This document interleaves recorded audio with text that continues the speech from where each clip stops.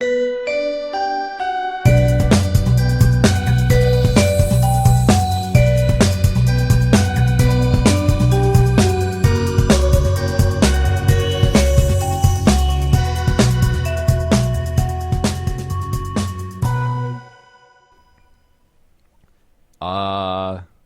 time no see, dude.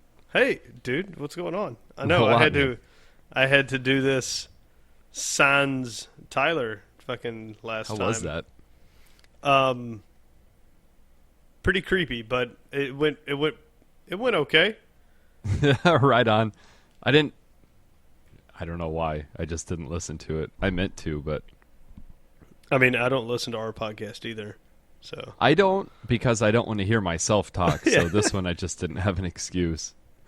I don't know. People that have listened to it that I talked to said it was pretty good. It was weird because I tried to fit what I thought was at least the amount of information that we normally put out, and I think I did that, except for with nothing coming back.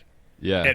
At 45 minutes, I was sitting here like drumming on the chair, like, that's all I got. So what's everybody up to? Yeah. I had pages. I probably had at least as many notes as we've put together for a podcast. And 45 minutes, it was... It's just like flipping back and forth. Like, I don't know what else to talk about. Yeah, that's fucking crazy. I don't know. I don't think I could do that. I think I hate myself too much to just sit here and talk to myself for 45 fucking minutes. I will blame you for all Kim Kardashian stories, whether I bring them up or not, because I didn't bring up Kim Kardashian one time. Is it just my presence? Because I don't. You show I up, literally don't even think about that bitch, and then all of a sudden it's just in my life. Bang. No, that was. It was like, oh man, I just went through an entire thing without going off on a random. I don't think I went off on a tangent on anything. I might have. Who knows? I apologize to all listeners if I sniffle, cough, sneeze, or just fucking die on this podcast. But I got one of those man colds. Man colds. Man colds. That's what I've been telling Melanie it is. Take my sweatshirt off real quick. So be right back.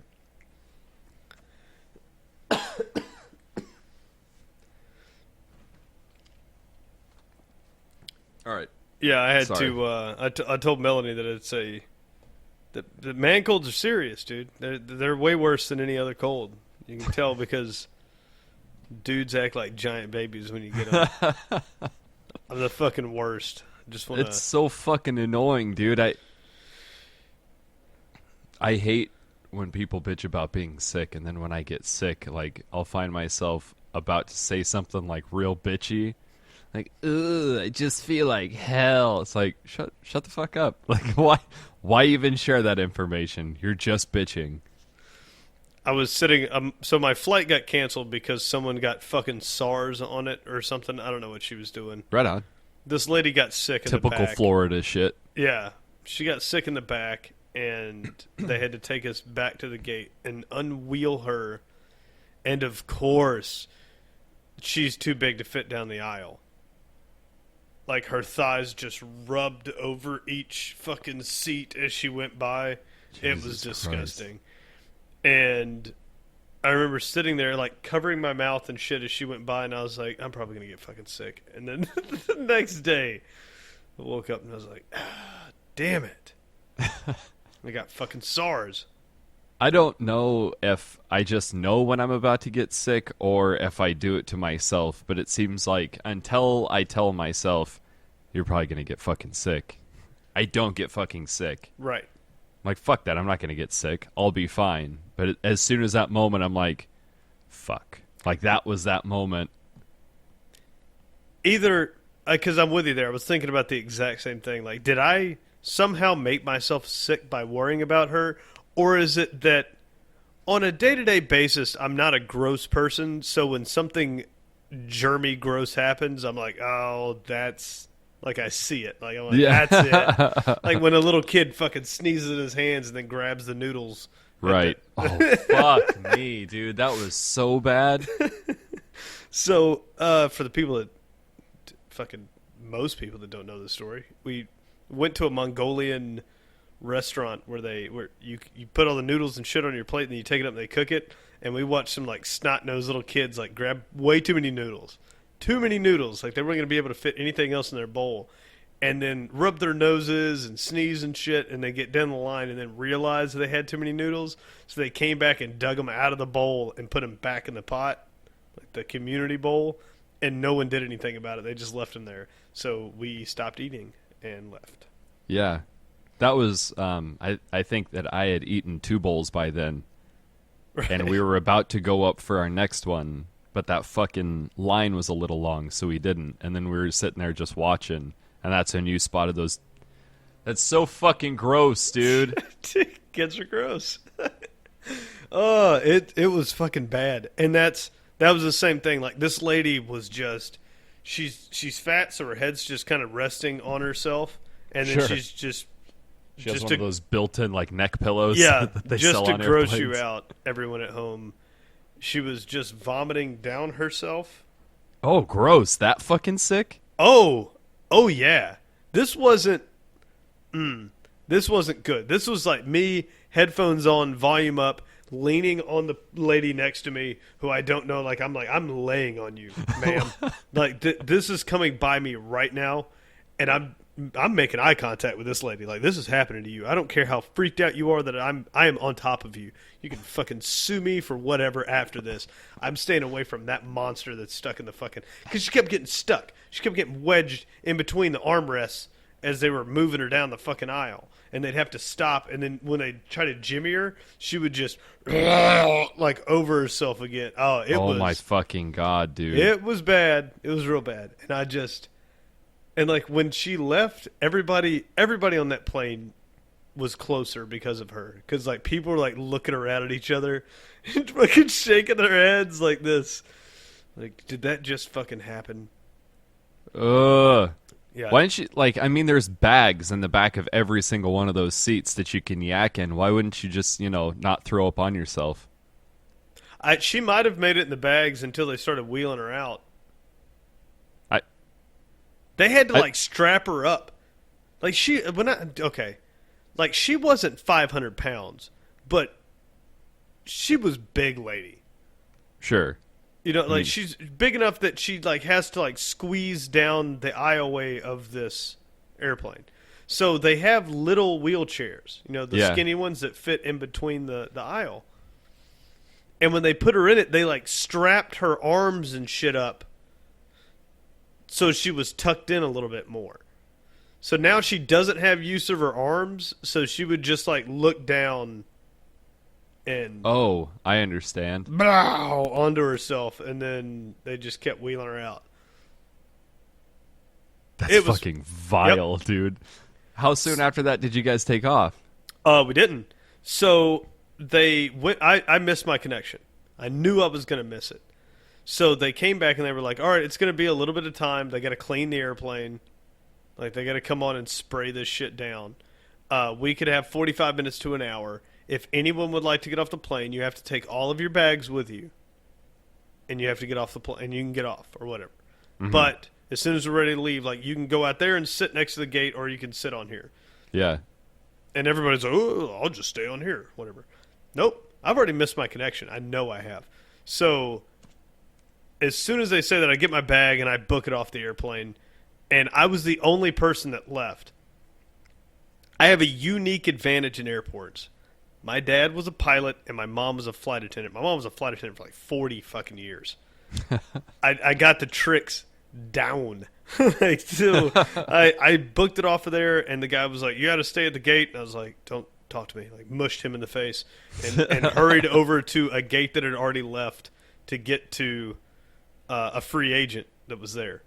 And I was like, look, I'm on that plane. I'm still supposed to be seated. They let us get off. I've already missed my connection. I don't want to sit in Dallas. I'm from here. Cancel my shit. Get me on something else. And they were like, well, we can leave tomorrow morning, at 6 a.m. or whatever. And I was like, that's fine. Do that. So I ended up just going, Mel came and got me, and I went back to her cousin's place. Oh, okay. For the night. So I just stayed another night there. But that was everyone else. Just I was like, they're going to cancel this flight. Like this is. It was storming too. It was bad weather, so there was already delays and everything else. I was like, I'm not dealing with this. That's But a yeah, shitty thing, man. Like when you sat get there. I got stuck in an airport one night, and our flight was supposed to take off at like 1 or 2 in the afternoon, and we didn't end up leaving the airport until I think 3 or 4 o'clock in the morning or some shit like that. And the flight kept getting delayed, but it didn't get delayed at 1 in the after or 2 in the afternoon. They weren't like, "Hey, we're not going to fly until 2 o'clock in the fucking morning." Right. They'd come up and be like, "Hey, we should be ready in like an hour, so don't go too far." And then an hour would go by, and they're like, "All right, we're going to be ready in like 45 minutes, so don't go too far." And then 45 minutes is up, and they're like, "We're going to be ready in like an hour and a half, so like if you guys want to go eat or go smoke or something like that, go ahead." And that happens 8 fucking times, and then you're like I could have just gone home. Like I Right. could have seen my parents for another 12 fucking hours, but instead I've seen every nook and cranny of this goddamn airport. Yep, that is one thing since probably about 3 years old. I think I can smell when a plane's going to cancel. So it's like they're like, "Oh, you can get off the plane if you want," and I'm. There's no way. Hand, like, Yeah. yep, I mean, see you how later. long do they have people sit on runways for? There's no way that they're going to fucking have you get off of a plane if it could potentially just never fucking take off. I don't Or know. they won't tell you can get off the plane if it's gonna leave in the next hour. Like they can tell you all they want that it could be 45 minutes. Nope. If they give you that option to get off that fucking plane, that plane's gonna be sitting there for a while, a long time. For sure, gonna be there all night. Get off the plane. How well can they clean that fucking plane, too, if there's just a bunch of fucking people sitting on it? Well, hazmat crew came on. And They cleaned sprayed the some thing. fucking Febreze. They're like, all right, Hit. you guys are good. Welcome to Orlando. No, they. But the cleaning wasn't the issue. There was lightning on the runway after that. So Oh, it was okay. like, we're back at the gate. They were cleaning it. And then they were like, well, runway's shut down now. And we don't know how far, how long that's going to be. I got a goddamn cell phone. I can tell you how long it's going to be. Sure. It's a tropical fucking storm. It's going to be a while. So I just like, nope, this flight's going to cancel. Like, it's for sure going to cancel. And there's people that probably sat there for hours and hours and hours. But now I could see if Dallas was your final destination. Like, if by whatever stroke of misfortune you live in Dallas, then sure, why not? You just sit around until it flies. But if you had any type of connection, get the fuck off that plane, man. Orlando's better to hang out in than Dallas. Promise. Super promise. Actually, as of recent news, neither of those places are good places to be. So fuck the South. Bazinga. I don't know, dude. I had a fucking bomb time. I really That's did. good. I miss my Florida. Sunshine, sunshine. How Yeah. was the weather nice besides that fucking storm while you were down there? It had a hurricane for pretty much the entire time I was there. Still better weather than Wisconsin. So. But it was wasn't it on like the west coast of Mexico? What wasn't it further than No, usual? Plowed right through. Oh, did it? Yeah. It cut right across the panhandle, right underneath Tallahassee and all that, and kind of split Orlando and Tallahassee right in the middle. But we got some pretty gnarly weather. But we spent like one of the days we were over in Port Orange at my buddy's place, which is suburb of Daytona. And Oh, right on. It was nice. It was sunny. That's where I got all those pictures from. Like it was nice out there. But you had a fucking pretty dope experience. You got to go to PAX this Yeah, week. we did it was a fucking full ass weekend. We did a music festival that happened at the Seattle Center. So it's like 4 stages down right around the Space Needle. So like the Key Arena and Memorial fucking stadium, whatever the fuck it is, all that stuff. So that was pretty fun. And then Monday we went to PAX, PAX stands for Penny Arcade Expo.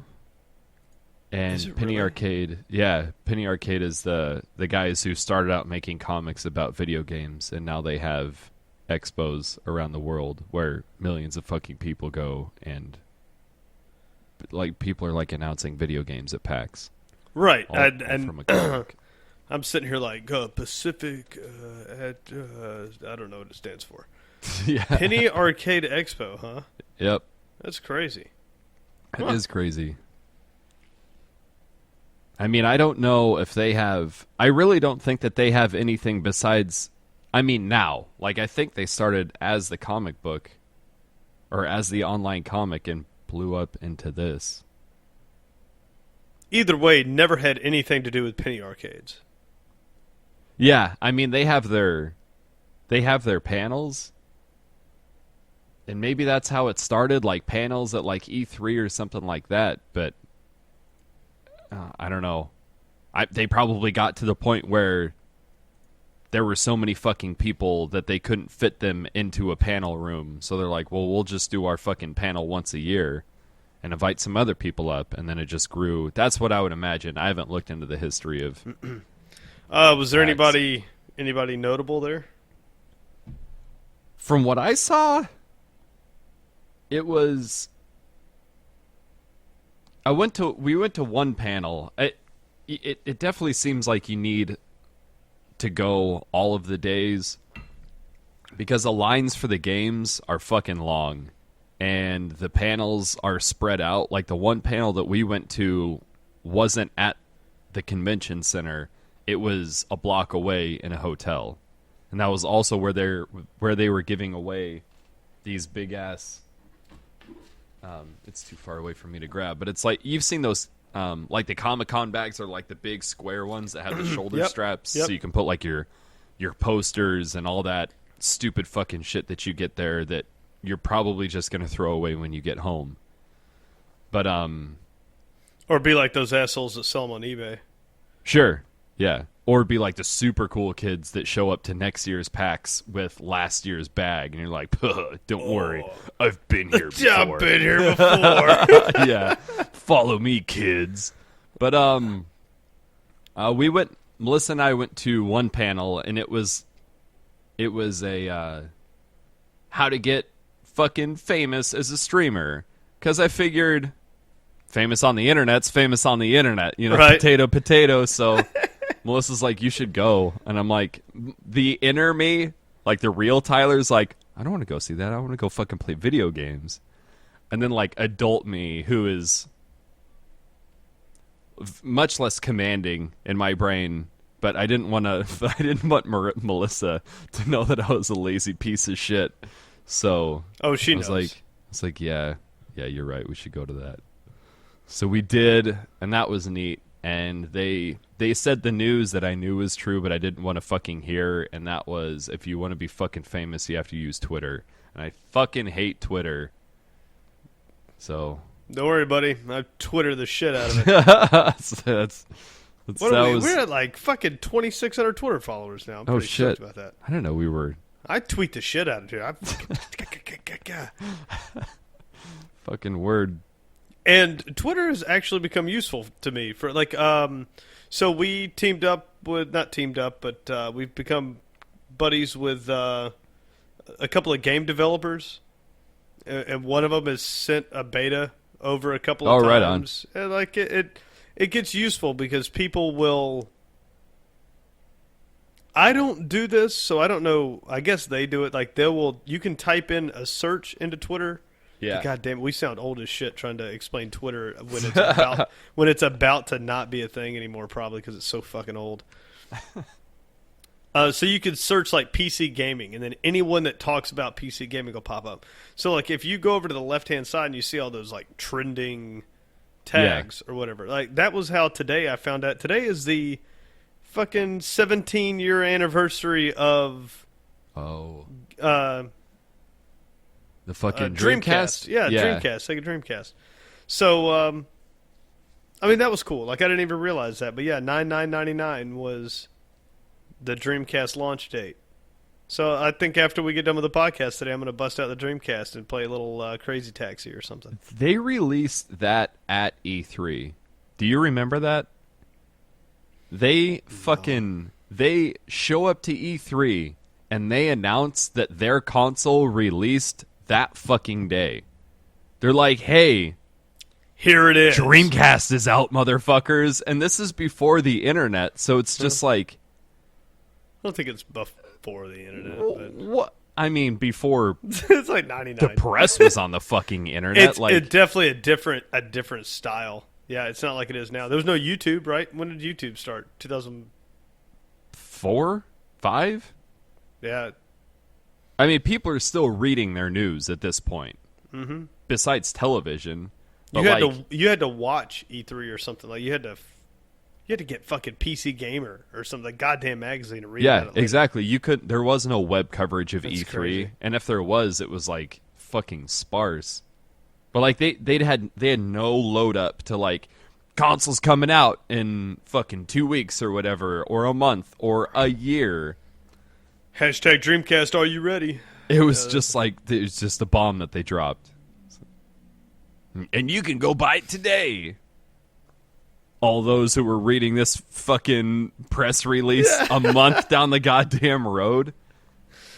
But it was seems like the Dreamcast was I tweeted about it today saying that it was one of the most innovative and ambitious consoles that you'll ever see. Like, I thought if it was you go rad. for the time, it was super ambitious. Like to look at it now, it's silly, right? Like but at the time, it had web browsers, it had like multiplayer gaming over the internet. This is still there's not real broadband yet. I mean, you're still rocking a lot of dial-up. yeah. You know, it was it was very cutting edge. I think controls killed it a little bit. Have you ever tried to play like Tomb Raider on Dreamcast? I never owned a Dreamcast, so the only games that I played on it were Sonic, and Crazy Taxi, and Hydro Crazy Thunder. Taxi. Yeah, I like racing games on that console a lot, but like Tomb Raider really sticks out to me as being almost impossible to play. Oh, really? Like you're trying to fucking control the camera and then hurt, and like I'm constantly running into walls or I can't see my character. So do you remember that in games where you used to lose sight of your character? See, that sums up Tomb Raider for me. I'm not a fucking Tomb Raider fan at all, because back when it first came out, those controls were fucking awful. But yeah, I totally know what you're talking about. Need to charge that thing, by the way. Yeah. Actually, this is a little Dude, her dinker tits one. are It's red. gigantic, dude. Like, offensively large. Laura Crofts back in the day. Oh, yep. She was Those just a tit. she was Polygon just boobs. tits with eyes and legs. That is absurd. That's too fucking funny.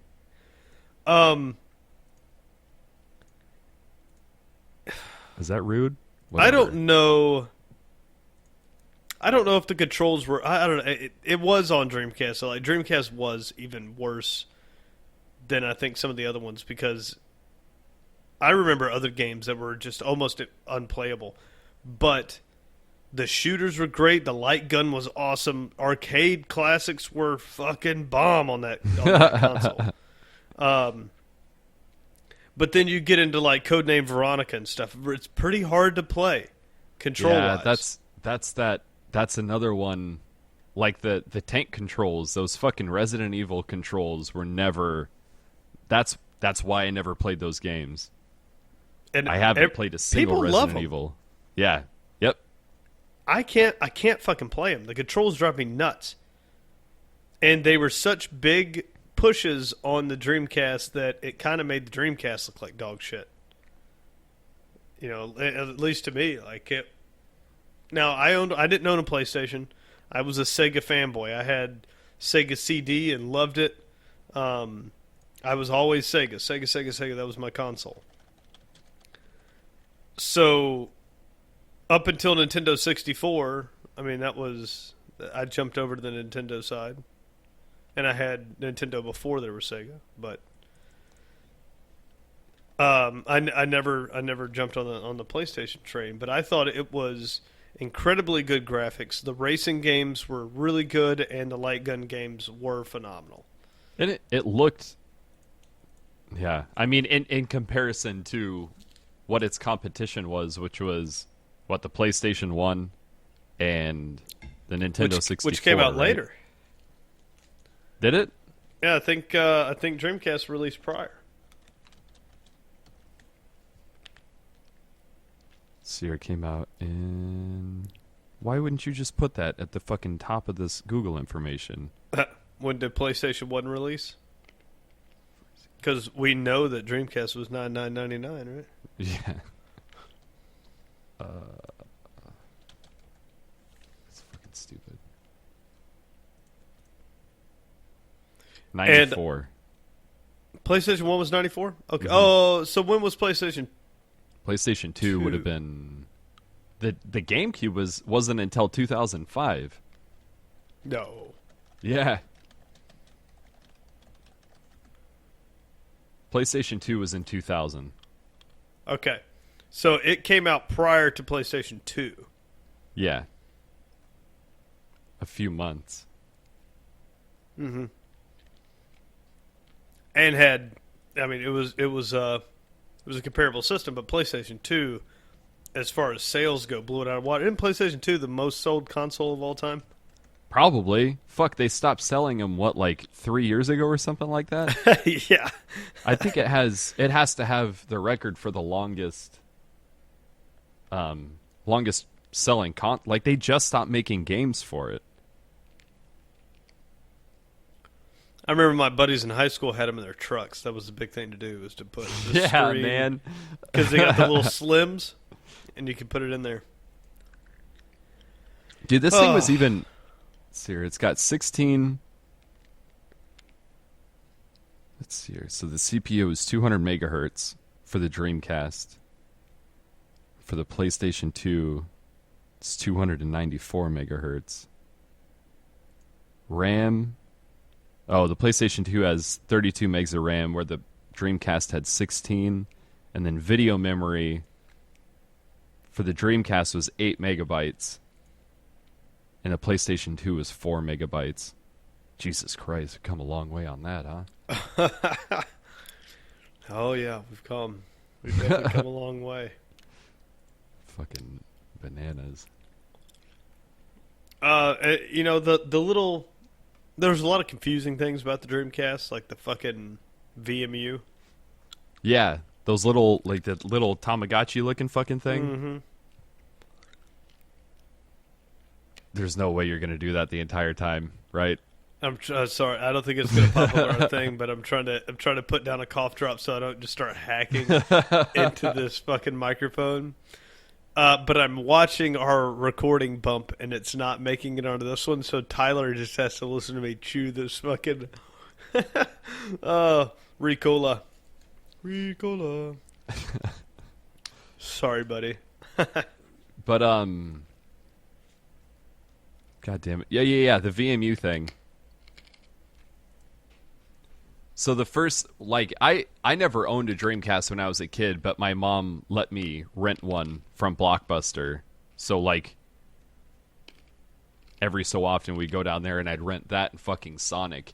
And since I didn't have a memory card for it, I couldn't save my games. And, of course, I didn't get the same fucking console that I got the first time that I rented it. So every time that I rented it, I think it was 3 times, I had to restart Sonic. So I saw that fucking whale scene in the beginning 1,001 times, it seemed like.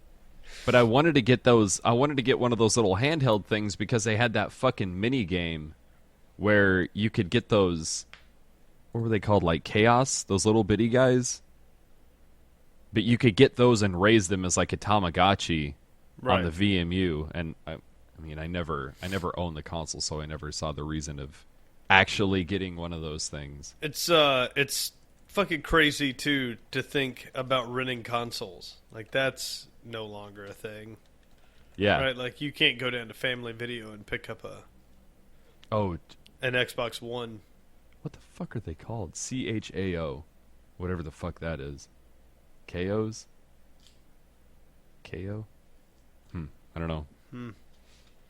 But I remember that you used to be able to go down and pick up a PlayStation 1 or fucking Dreamcast or whatever it was from your video store. Yeah. Visual memory unit. What a fucking trip. Yep. The VMU. They're fucking dirt cheap too. $11. Oh, I got a box of them. Fucking really? Yeah, if you need a VMU, buddy, I think I got one in a fucking case back there. This dude's selling 11 of them. Wow. Are they fucking useless or what? Did you ever use one? 100%. Yeah, definitely another downgrade of this console was the fact that your VMU ate one of those. I don't know how much those watch batteries cost. I think they're $137 a piece. Yeah, I think you're dead on. I think it's Yeah. $136.99, but yeah, Yeah, I think yeah, fucking expensive as shit, and it would eat one like every month. fuck that, dude. I don't know damn. what it did. Okay. I just that was the bane of my existence. Was constantly pulling out a VMU and going, "Ah, shit," and then having to put a new battery in it, and it's like it just ate batteries. I don't know what the fuck was going on with it, but yeah, I got a bunch of them. I got a couple of my games saved somewhere. That being said, Dreamcast, I really liked it. I like the look of the console. Just a Sega fanboy, but it was the last console that Sega made. Dude, these batteries are dirt fucking cheap now compared to what they used to be. Dude, you can get a pack of 4 of them for $4.20. What? I know exactly what you're talking about, dude. Those batteries were fucking insanely expensive back when that was a thing. Those things were expensive as shit. I don't want to be like a complete asshole, but when you're a kid and you're spending, it was like $9 a battery. I remember it being it was like eight something a battery. Yeah, they were like camera batteries or like that's watch what they called batteries. them. Yeah, You had to go to when you went to Walmart, you had to go to the little camera watch section to buy them, and they had them on the little tree with the case. Yeah. You couldn't get them at the battery section. the little spinning fucking lock, plexiglass box. Yeah, yep, Where the peasants could go look at the rich people batteries. right. Yeah, shit was the same in Colorado.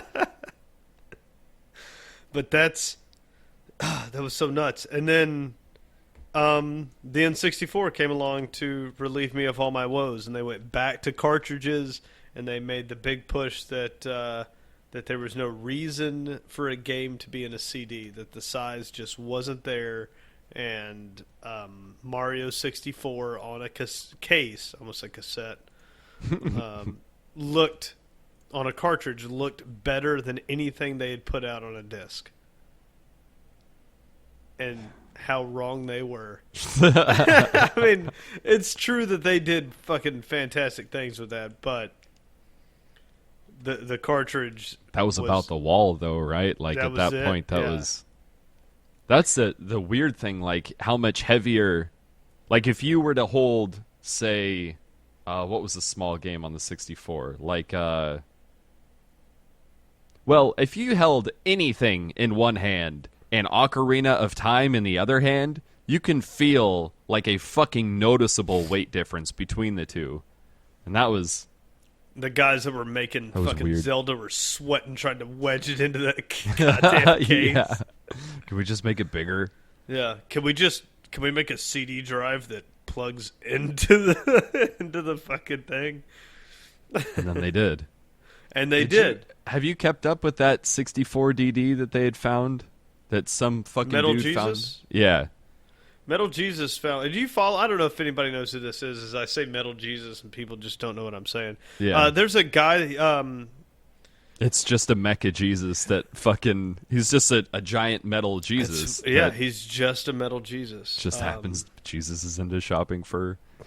Mecha Christ is into fucking shopping for old school video games. No, Metal Jesus is a guy that has a YouTube channel, and he's just a game collector. But he collects a bunch of random. He's in Seattle. You should go fucking see him. Have you been down to Pink Monkey or whatever that place is called? Pink Gorilla. Yeah, that place is cool. Yeah, they always have that that girl that owns those things. He always has her on. Like I just watched a video. Oh, really? Today. Oh yeah, she's on all shit. the time. I didn't know that. She was just on doing a tutorial on how to spot fake games, which is really good if you're a collector. But he stumbled across a N64 disk drive. If you don't know what an N64 disk drive is, that's because you're just a normal person. There was never released. It was never, ever released in the United States. But somehow he got a U.S. released N64 disk drive. It's USD serial number 1, and there's not a single game made for it. That's a... Man, it's been a while since I watched that. But there was... What was the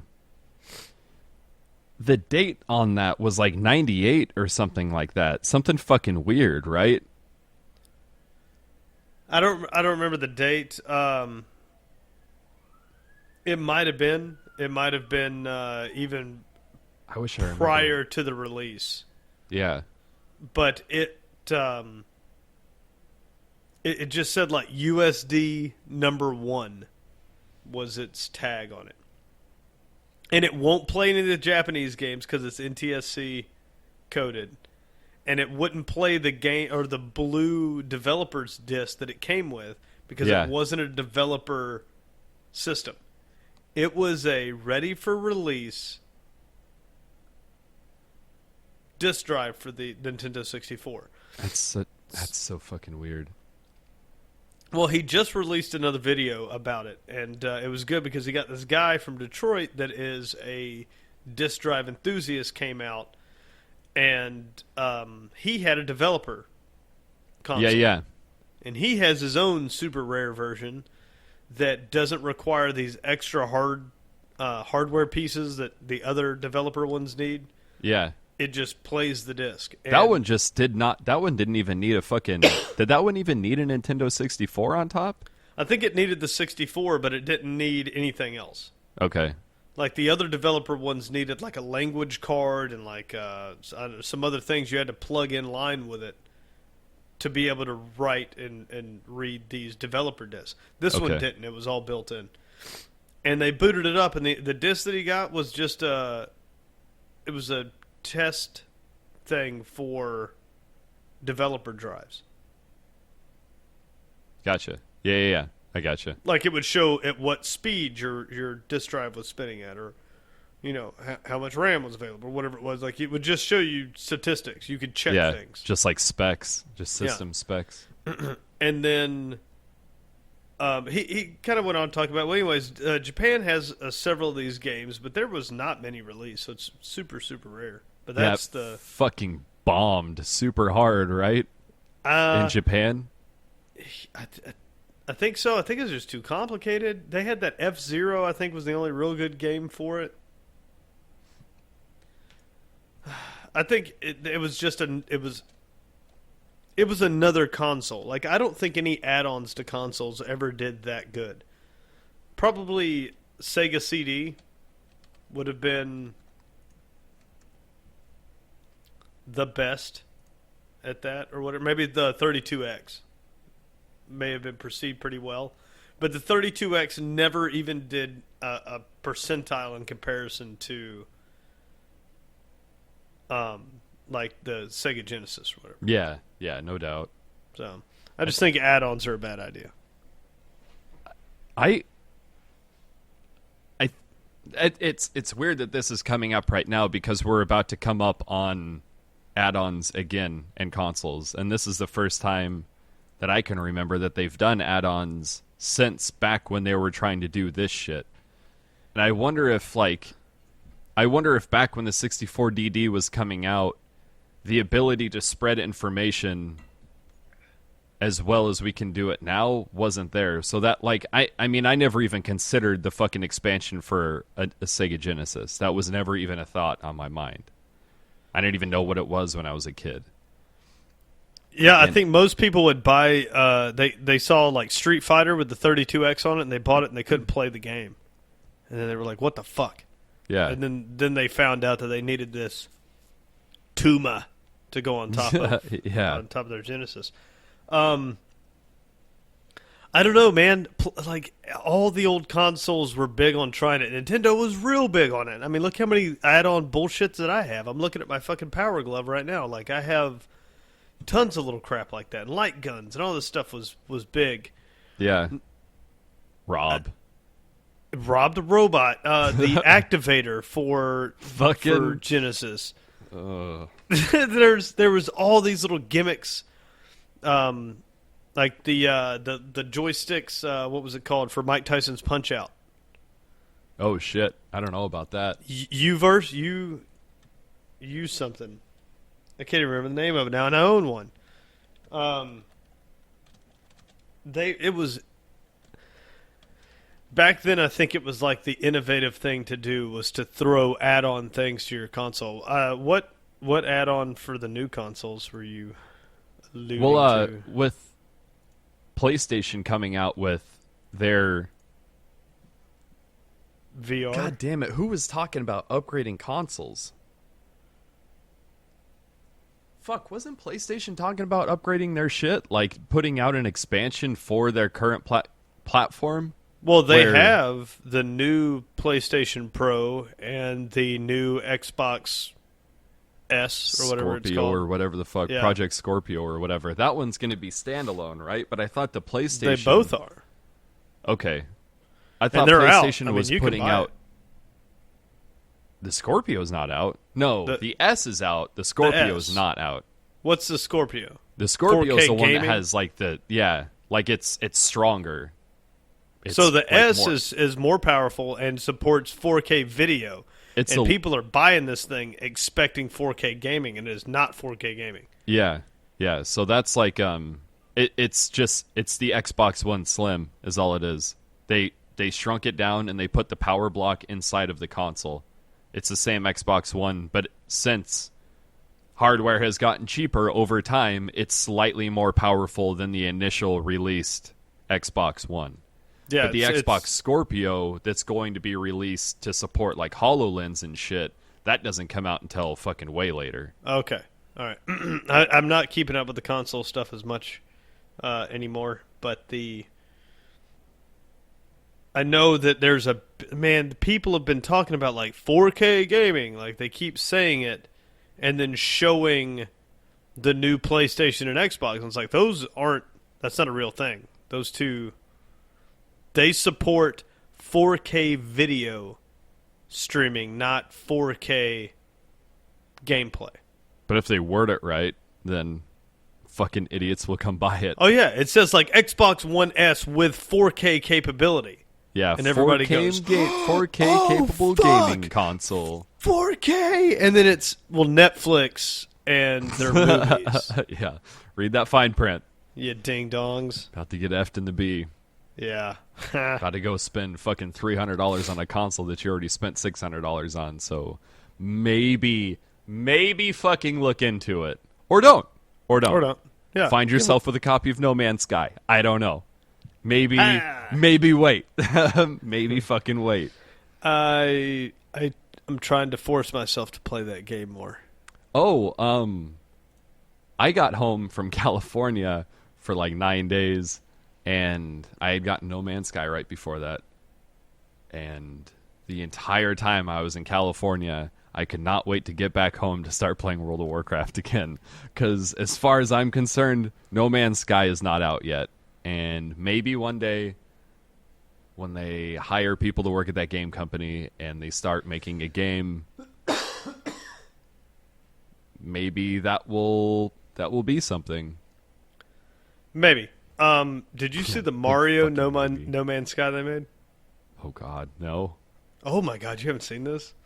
So somebody made a mod for No Man's Sky that turns it into a 2D, and you're fucking Mario, and the worlds are real tiny. So and you don't run like flat across the world, like you're running around this little planet. Oh, So cool. like it turns like it's like globed on the ends. And so you run, you like collect stuff and bounce on people, and then you can jump in your ship, like all 2D, and fucking fly out of the atmosphere and fly to another one. It's pretty good. Does it? And apparently Nintendo's pissed, like real pissed. Why would Like they had to change the name because it was called Mario's Man Sky or something. No Mario Sky? No Mario Sky or something. Yeah. what the fuck? I'm gonna have to watch this video when we're done. It looks really cool. I'm thinking about modding the shit out of my No Man's Sky so I can just play that. Is it an actual No Man's Sky mod or I thought so. man? People have already been modding No Man's Sky. Apparently, it wasn't as revolutionary as everybody thought it was. Like, it's not. All it is an algorithm. So, They did Yes, it with it's- the fucking with the weapons on Borderlands, right? It just set some parameters and then just hit fucking randomize, right. and then you end up with a pistol that fires rockets, and that's fucking cool until you pick up a better gun and you're like, oh, okay, fucking whatever. Or until it's just a pile of fucking shit, or until you realize that that is the only fucking saving gimmick of this game. Yeah. The saving gimmick of No Man's Sky was the amount of planets produced. The problem was 99% of the planets were all the same.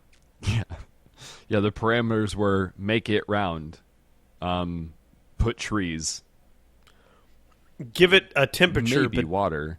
don't make that temperature have any effect on the surrounding animals or plant life.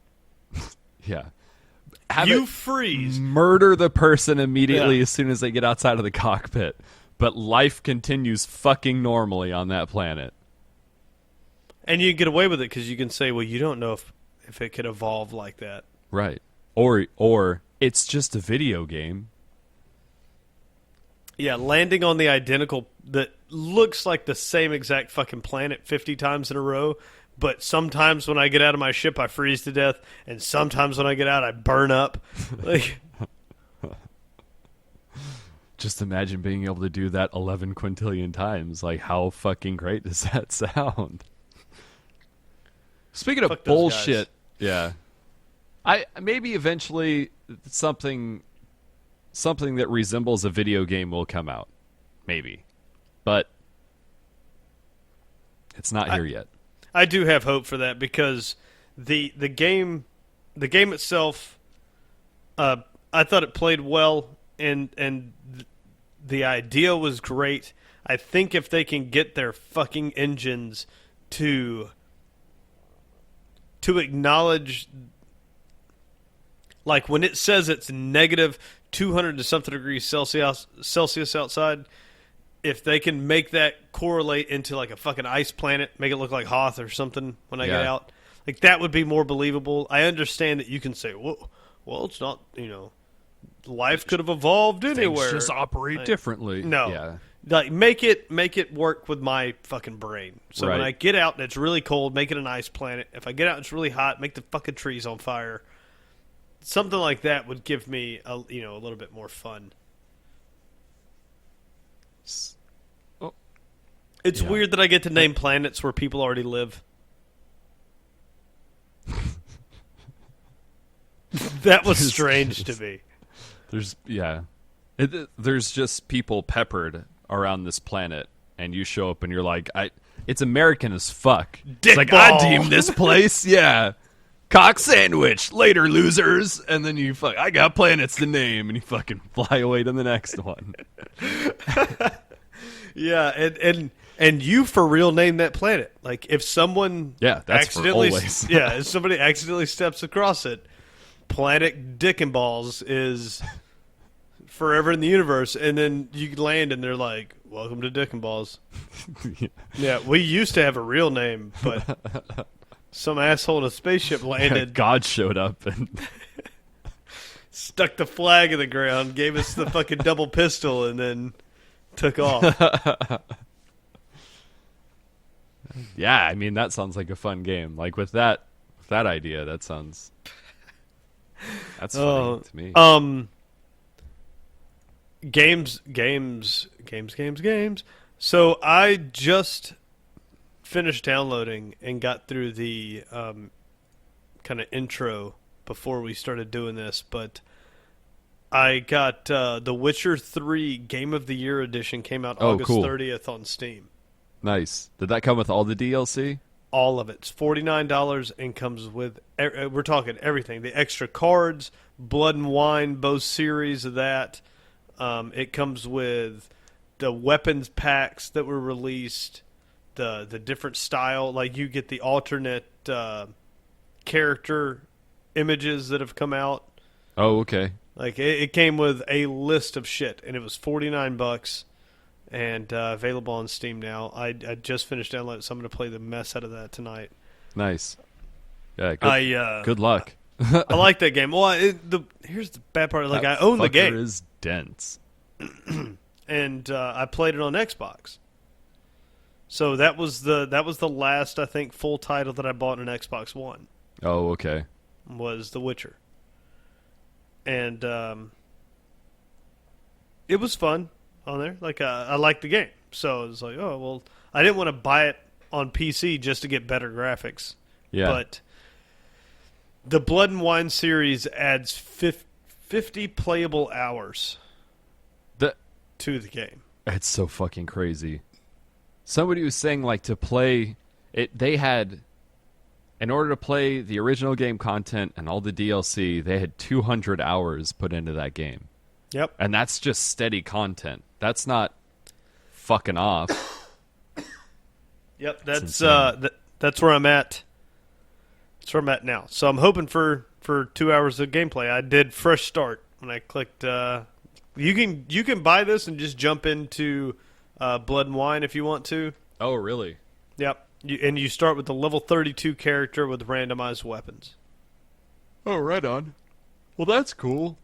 32 is high. It says you should be recommended level 30 to start the expansion.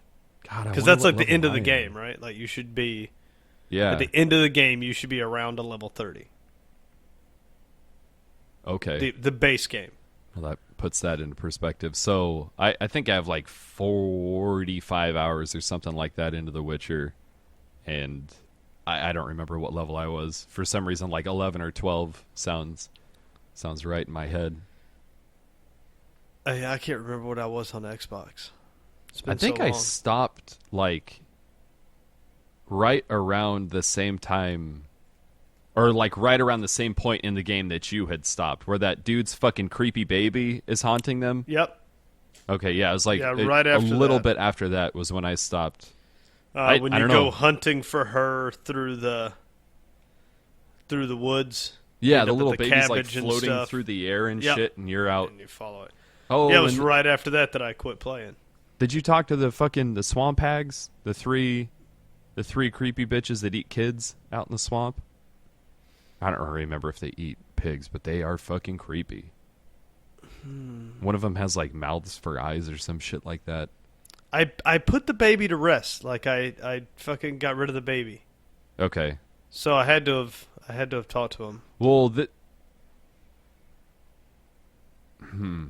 I think you meet the wife on that quest, and then you have to go back out after you finish the baby quest and meet back up with her, and then I think that's the like the next step in the quest process. I could be wrong. It's been fucking months since I played it. It's been a long time since I played that. Yeah, I had already quit when you started. Yeah. And now I'm going to try to pick it back up. I can't believe that game's that old now. Yeah, no shit. But ton of fucking fun to play, and holy shit, it looks good. I got to click that fucking ultra button and start it, and I was like, Feels oh good. man. Hell yeah. So, did you see that Nintendo announced that they're going to put a Mario out for the iPhone? I did. Yeah, I didn't look into it, but I saw that they talked at the release thing for the down.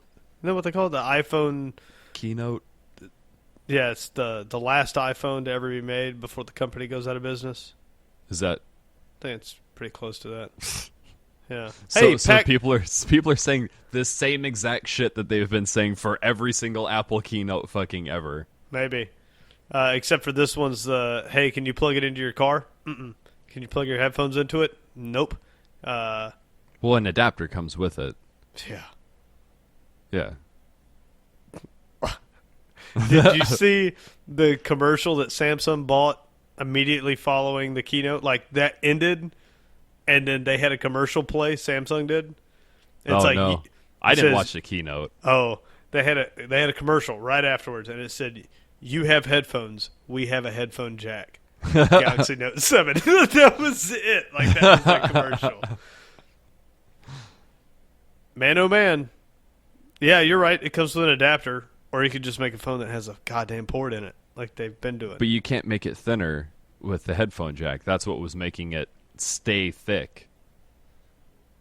I don't need my phone to be thinner. I'm just saying, like, I might be on my way away from Apple. Like, I think I might.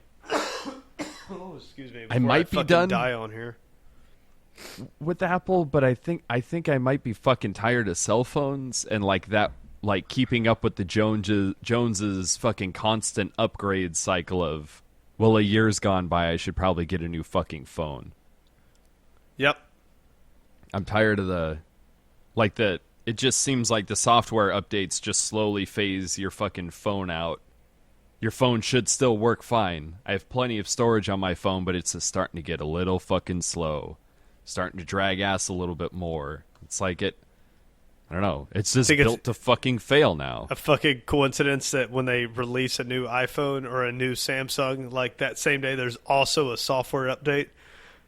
Right. So it's like, exactly. Oh, a new phone came out, and you do your software update, and you're like, what? Stop working. Yeah. Well, good thing they came out with a new one. Fucking do phone things anymore at all. I don't know.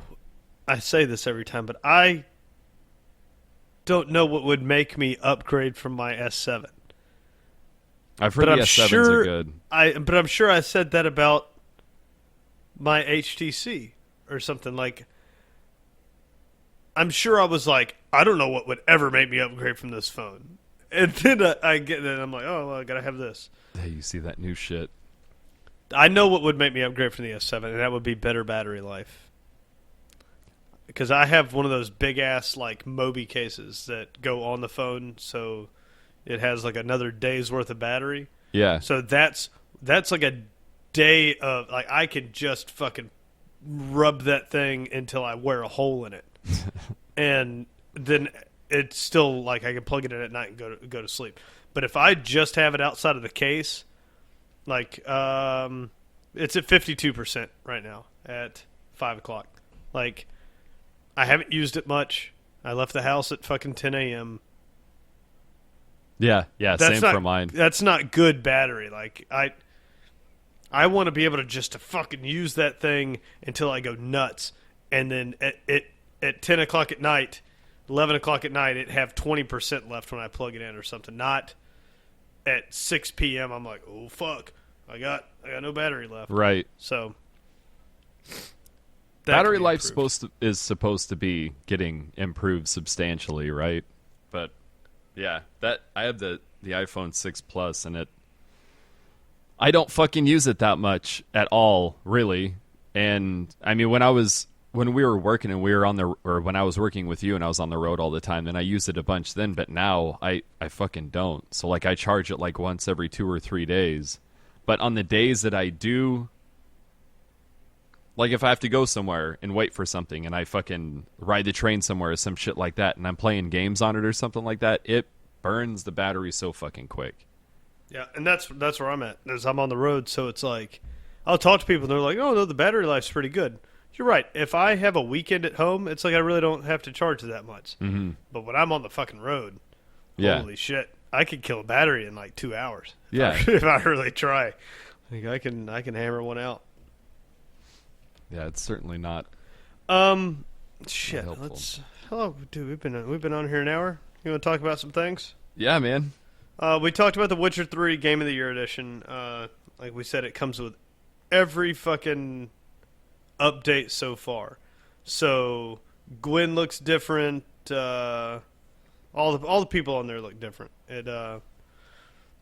You get different crossbows. And then those are just little mini add-ons. And then of course you get the what is it? Wine and Blood and Wine. Blood and Wine. Both expansions for that come with it for $49. We talked about the fact that 4K consoles are a fucking lie. I saw a Reddit thing on it where people were like trying to figure out. They're like, "How do I play my games in 4K?" Like they went out and bought the console, and now they're trying to put normal non-4K Xbox One games that they already owned into their new one. Like somehow magically it already had 4K on it. They have the right idea with like Xbox Reddit, but instead of buying the Xbox and then going to Reddit to figure out what the fuck you did wrong, go to Reddit to figure out what the fuck is going on, and then get your fucking Xbox. Right. Read about your fucking purchase before you go make a purchase. I can't imagine having enough money to unknowingly go out and buy a console that I already own. Maybe it's because you and I are into this shit and we pay attention to this shit, but I wouldn't go buy a second Xbox for just 4K gaming. If an Xbox One was all I fucking played, I wouldn't go buy another one for 4K gaming. I totally agree about the doing your research beforehand, and I've got a fucking thing that just happened to me. So I went on and was going to buy a second graphics card. Mm-hmm. And I was like, oh, dude, NVIDIA makes it so easy to run SLI now, and SLI support is getting so good, I should be able to just go buy another GTX 970 and make it work. Well, instead of just grabbing like an MSI 970 offline that was cheap or an Asus one or whoever, Mm-hmm. I went and looked, and it turns out if you dig a little bit, EVGA's overclocked cards really only work with another EVGA card. So grabbing an Asus 970, even though NVIDIA says on their website, all 970s are compatible with each other. Yeah. That's not true if you dig just a little bit. And that's the same as being like, compatible with 4K, but only 2 applications. Right. Like you gotta be a fucking informed buyer. You have to take a second and look on there. Which EVGA has got their 970s. They got a open box special thing on their board, so I can pick up a second card for it was like $230 or something. Right on. But it's like, okay, well, I found out if I get 2 identical cards, like super identical, like both of them the SSC versions, like that'll run the best. You know, same thing with your console purchase, man. You can't see such a blatant like tag. Like Xbox just came on and went like hashtag 4K. And then everybody just assumed that meant that all games were going to run 4K. I don't know. I don't know how that comes about. But I guess having an understanding that shit just doesn't magically happen when they tell you it happens. Like they can't just send a fucking upgrade through the internet cables and your fucking console is miraculously able to do shit. Right. And same with the games. I don't know. Just look. Just for a second. Just look. It doesn't take long. So do you know who Interplay is? Yeah, man. You got Fuck that? yeah. So Interplay, super famous for the original owners of Fallout. They created Earthworm Jim, Run Like Hell, Fucking Clay Fighters. Dude, like really iconic games. Really big with Sega console stuff. They were fucking all over Sega. Descent. They made Descent. They made Descent? Was fucking sick as hell. They sold Descent to a indie company that was trying back in 2015 to start a like Descent Online or something. I don't know what it was. It was like anyways, an indie starter. Anyways, they've been slowly selling off sections of their company for years now. And just a couple days ago, Interplay has closed up shop and is now 100% for sale. You can buy the rights to Earthworm Jim, to Run Like Hell, to Clay Fighter, to 70 different titles. Man, I wish I had money. Somebody's going to buy Earthworm Jim in a second, and Clay Fighters. God, I Both would of those fucking games are think so, fucking right? awesome. Oh yeah, for sure. But yeah, 70 titles total. Interplay's had a lot of trouble here lately. Not even lately, like for I good number couldn't of even years. tell you what they have been up to in the last. When did Descent come out? Descent came out in '94. Yeah, so the last 22 years. I don't know what the fuck Interplay's up to. That's it's kind of sad. I mean, so in like 2007, I don't have it written down. Just going off memory here. 2007 time frame ish, they sold the Fallout franchise to Bethesda. Okay. And they held rights to some of the older games that they owned. But then Interplay tried to jump on the bandwagon of Fallout when when they made Fallout 3. Yeah. They tried to make some money off that by selling the Fallout Trilogy pack. But that wasn't Fallout 1, 2, and 3. It was like Fallout 1, 2, and then some other game that they made. What the fuck? Yeah. Just some turd that they tacked on the back, or what? So it was another Fallout game, but it was like Fallout Tactics or something. It was. Oh, okay. It was an Interplay game, but Bethesda sued them for. Sure. That's what Bethesda does too. Yeah. They're kind But of it was fucking that terrible. thing like when you say the Fallout trilogy for $25 at the time when Fallout 3 was brand new, Yeah. people assumed they were getting Fallout 1, 2, and 3 when you call it a fucking trilogy. So You are correct in saying that it was Fallout Tactics. That's what it was. was it? Is that the name of it? That's fucking funny. But what's even better about it is that you know what the end of the lawsuit was?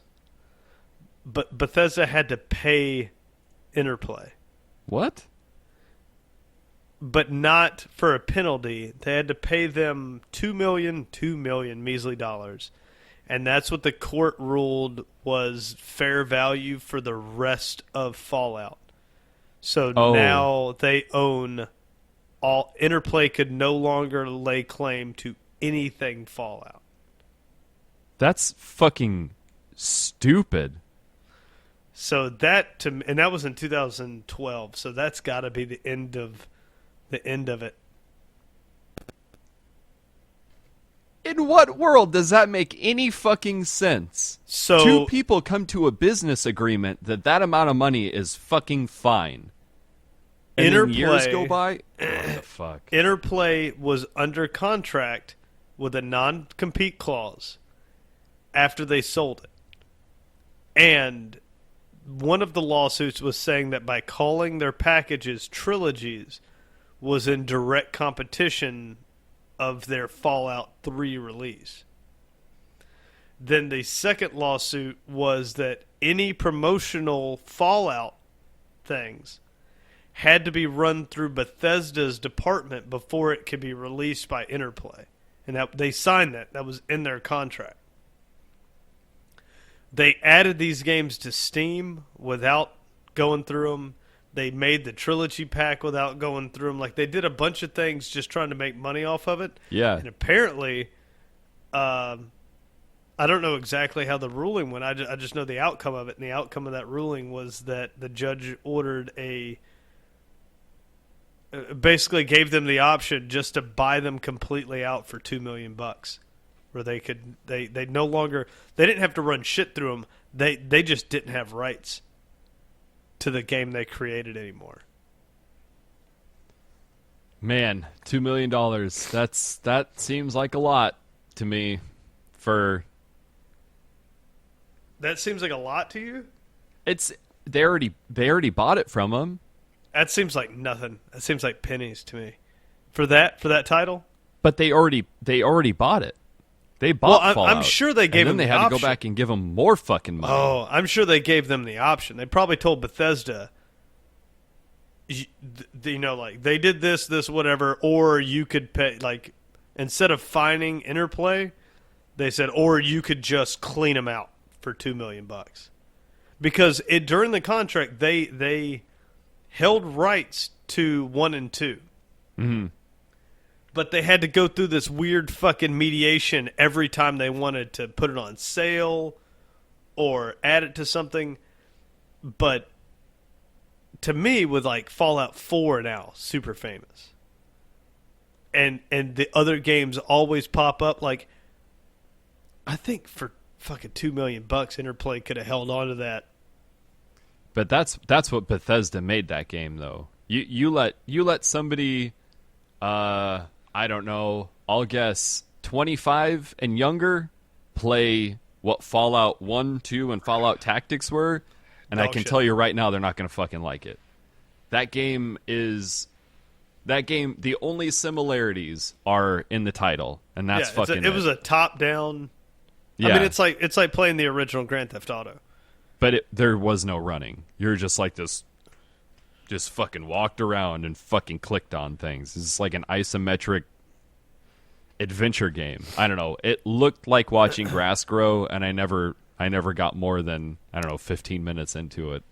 Yeah, I've got it on here because it came with like a pack when I got the Bethesda weekend deal or whatever. But yeah, that was crazy to me that Bethesda sued Interplay, and the result of that was that Bethesda paid $2 million more. They got all the rights, but still, like, you would think that the outcome would have been that Interplay just had to give it over because they violated terms of contract. Yeah, man, that's fucking that's so stupid. So stupid. $2 million is probably pennies in the fucking pot, but still. Yeah. I mean, especially how much with did the title, Fallout like, 4 make? Yeah, no doubt. Their development teams are fucking huge, though. Yeah. Should we? I got a couple more things that I'd like to talk about. Should we take a pee-pee break real quick and then? I gotta piss like a racehorse. I can tell you're dancing like crazy, so I gotta piss too. So all right. You said just hit the pause button and then. Yeah, we'll do same thing. 3, 2, 1. Yeah, it just picks right the fuck back up. What's up, ladies and gentlemen? We just did our first successful pause pee-pee break. Yeah, usually that's a complete fucking disaster. Yeah. See, the pause button's nice on here. But yeah, back. I think we left off just yakking about the Bethesda deal. I'd like to see who comes up with Clay Fighter out of the sale, and I want to know who comes up with Earthworm Jim. I think that's all they got left, really. Like, they've lost rights to everything else. I'll be curious to see what happens, like you said, with the titles. I don't fucking care what happens to Interplay, because obviously they weren't capable of taking care of the companies or those IPs in the first place, so right. Why give a fuck about them now? But it's sad when really old game guys go out of business, but I almost entirely chalk that up to poor management, because video games are a larger business now than they have ever been. Yeah. So why is it that Bethesda can make money hand over fist, but Interplay can't when they own the fucking title? And it's because they couldn't see far enough ahead to hire the right people to move development outside of fucking floppy disks. Like, they just couldn't move forward. It's their own fault. Yeah, no, I totally agree. It's one company makes good games, the other game makes fucking bad games. Yeah. So, yeah, and just because you have and I think that's what they do is they rest on their laurels. They get that, well, we're Interplay. We made Bethesda, or we made Earthworm Jim. right. That's it. Yeah. We'll make mobile games of fucking Earthworm Jim forever, and we'll be rich. And it just doesn't happen. I think they also get stuck in their titles, where they try to make an Earthworm Jim reboot fucking 15 times instead of making a new game. Yeah, that's like comparable to fucking movies, because all we see is remakes. And in order for something to come around that's like actually different, it's some like indie company. Or it's just a remake that's done super fucking well. Like the Star Trek series. When J.J. Abrams brought those back, those are badass. But you also end up with 28 fucking Batman movies. Right. That it's just to the point where it's like, maybe Batman needs a fucking vacation. Maybe people are Batman the fuck out and they just don't fucking realize it. Or maybe they hit it eventually, like fucking The Incredible Hulk. And I feel like that's the bad way to approach it. It is. Like, if you make shit for so long, eventually something's bound to look better than whatever that pile of fuck that you put out last year looked like. Well, what they finally realized, I think, with the Hulk is that he's a supporting character. Oh, yeah, for sure. And that's why the new Marvel series have nailed it. He can't hold his own movie because you have to put too much. You end up with too much person because the Hulk doesn't have any goddamn lines. Right. You end up with a fucking green ape that needs to push the plot but is incapable of pushing the plot when he's doing Hulk shit. Yep, and you're like, oh, well, I came to watch the Hulk. So then if you put too much into it, they're like, well, it was just fucking, what's his name? Bruce Banner. Yeah, but what, the two that played him. You had Edward Norton and then Eric Bana. Was that his name? Mark Ruffalo. Mark Ruffalo's the new one. Yep. They had the one with the goddamn. Remember that real horrible remake that had the fucking poodles, the dogs and yeah. shit. Yeah. That was Eric Bana. So you end up with these just shitty super storyline like that. I don't know.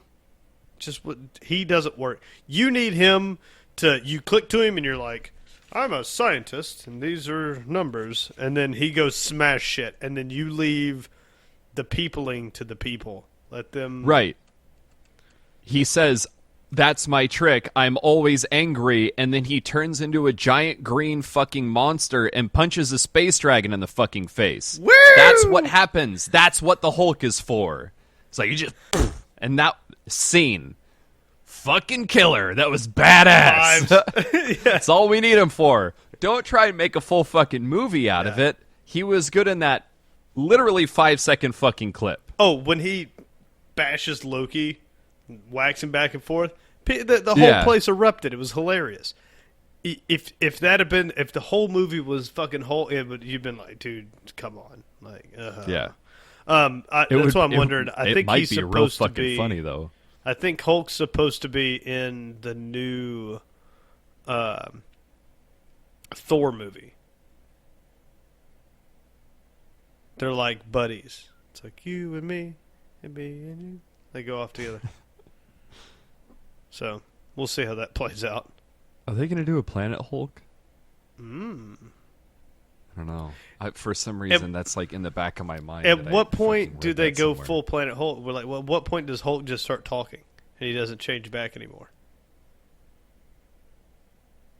Who fucking cares, right? Whenever they want, I guess, because it's not going to go off of anything. It's when it's fucking convenient for Marvel. That's when they'll do it. Because that's like the whole Planet Hulk thing. Is like Hulk. He never is not Hulk anymore at that point. He is just Hulk. Yeah. And he talks and shit. Like, mm-hmm. He has the fucking She-Hulk wife. They Yeah. murder him so he fucking like leaves the planet. They had to send him away because he was too much of a Yeah, liability. just fucking shit up. Whatever. I don't know. Whatever. So back to the game thing. When we were at PAX, THQ, a company that you may remember went out of business like 2 years ago or something like that. THQ is now called THQ Nordic, and they were fully fucking present at PAX with a reasonably sized booth. Like the booth was the same size as the Xbox booth. So THQ isn't out of business. They just fucking renamed, restructured. Yeah, they sold some shit. And well, I guess somebody else bought the name, and I guess THQ's done this in the past where they get bought, they get branded, they get rebranded as THQ something, so THQ Nordic, and then eventually it'll just become fucking THQ again. THQ made fucking sweet motocross games back in the day. Like, that's what I always remembered them for. They made Darksiders also, so I would be really fucking happy to see that whole property continue on and make cool stories. Because the first one was fun and the second one wasn't as fun, but it was fucking cool. The story was neat. I thought the loot was weird. It was too much, man.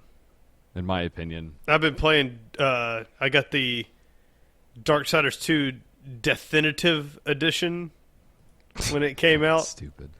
And I played it. It's fun. It's a fucking fun game, dude. That game was cool. Yeah. But yeah, the looting was crazy. It's too much. It's just too much. I got a new sword. Ooh, I got a new sword. Ooh, I got a new sword. Like it was... Yeah. So, okay. So that segues nicely into World of Warcraft now.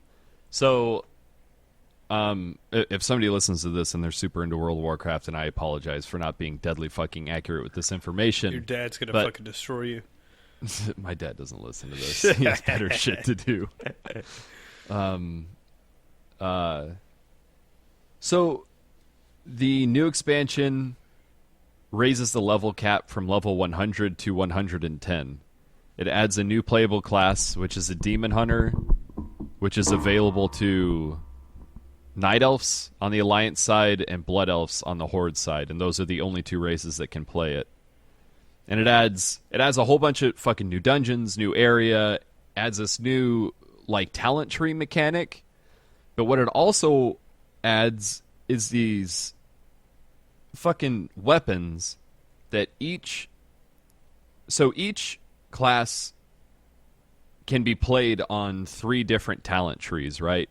So like a mage, for instance, can either be a frost mage, a fire mage, or an arcane mage. And one of them throws snowballs, one of them throws fireballs, the other one throws magic balls. I mean, the damage is different between the 3 of them, the skills have different fucking animations, but one's always stronger than the other, and people just figure out how to mainstream these characters and not even fucking bother with the other ones. So each class now has a new weapon that is individual to that talent spec for that class. So the fire mage has their fire mage weapon. Ice mage has his, and that's across every fucking class in the game. Hunter, warrior, all that shit. And it seems like World of Warcraft, like Blizzard has, instead of making a fuck ton of weapons for this game that drop regularly, and you have to figure out how to decide on whether you want to do this because it adds intelligence or this because it adds fucking stamina or whatever, they just made one fucking weapon for each class. Or I guess 3 weapons for each class. And each weapon has its own little talent tree. So it seems like it's a smart thing to do, but it seems super fucking lazy because they won't have to balance weapons anymore. It's one fucking weapon per spec that they have to balance instead of like thousands of fucking weapons that they have to balance. Does that make sense? Sorta, yeah. I don't play the game, so haven't had to deal with with it, prior. But yeah, slimming it down to building 3, and can you keep all 3 kind of on your dude, I think or is you it just can. one? So like you could build each one perfect for each scenario, and then just swap your weapon over, and then Correct. you're just So it's always like ready. you played the first Borderlands, right? Yep. Where there was there was the mercenary, Mm-hmm. there was the fucking sniper, and then each one of those, when you opened up their talent trees, had 3 different paths that they could go down. Right. And like one would allow your mercenary to heal, one would allow your mercenary to do more damage, one would allow your mercenary to fucking put up shields. It's the same exact idea as that. Just imagine that like each talent tree had a specific weapon that instead of all the guns dropping in Borderlands, they just got one fucking gun in the beginning, and that's what they upgraded. Okay. I got you. Yeah, that seems boring, right? It Well, you're getting items that will go into sockets so you can augment your weapon. But Like, still, you'll get, if one of them's a shotgun, you're just rocking that shotgun the whole time or whatever. Like, I know Yeah. it's not that way in Right. yours, but like whatever the sword is, like you're not gonna get to dual hand a long sword instead of having a dagger, or instead of having a fucking crazy axe or whatever. Like you're limited to just that one. Yeah. That one Yep, weapon. exactly. That's kind of boring. And they put in transmography, which I don't know. I never looked up what the fuck that word means, but it makes your shit look different. So you can make, if you find an item that has suck ass stats on it, but it looks really cool on your character, you can make your badass armor look like that shit ass armor that sucks, but it just looks cooler. Oh, So you can seems wear like cheating. little fucking straw hats. that have On- like 2 million fucking damage resistance. Or Yeah, whatever. exactly. So seems like yeah. cheating. It's I don't know. It's been fun though. I don't know if I don't know if it's like an addiction. I'm pretty sure it is. I'm pretty sure it's an addiction that I'm just feeding again, and that's why it feels good. But I think I'm having fun playing it. I'm sure I'll reach a day. I play it without eating, so that's what tells me it's an addiction. Like I'll be like, man, I sure am hungry, or man, I sure have to poop. Just a little bit more, and then I just play World of Warcraft for fucking another 2 hours. Boo! Just fucking. Yeah. Hot. Yeah, fucking WoW's cool. So if anybody's playing that, hit me up. We'll go kill some stuff. There you go. Oh, Paragon is available for open beta, so that's free. That's the MOBA that Epic is putting out. So it's similar to Dota and League of Legends and shit, okay. but it controls in a third person, like behind the back camera. Let me just start playing I some played it. MOBAs again.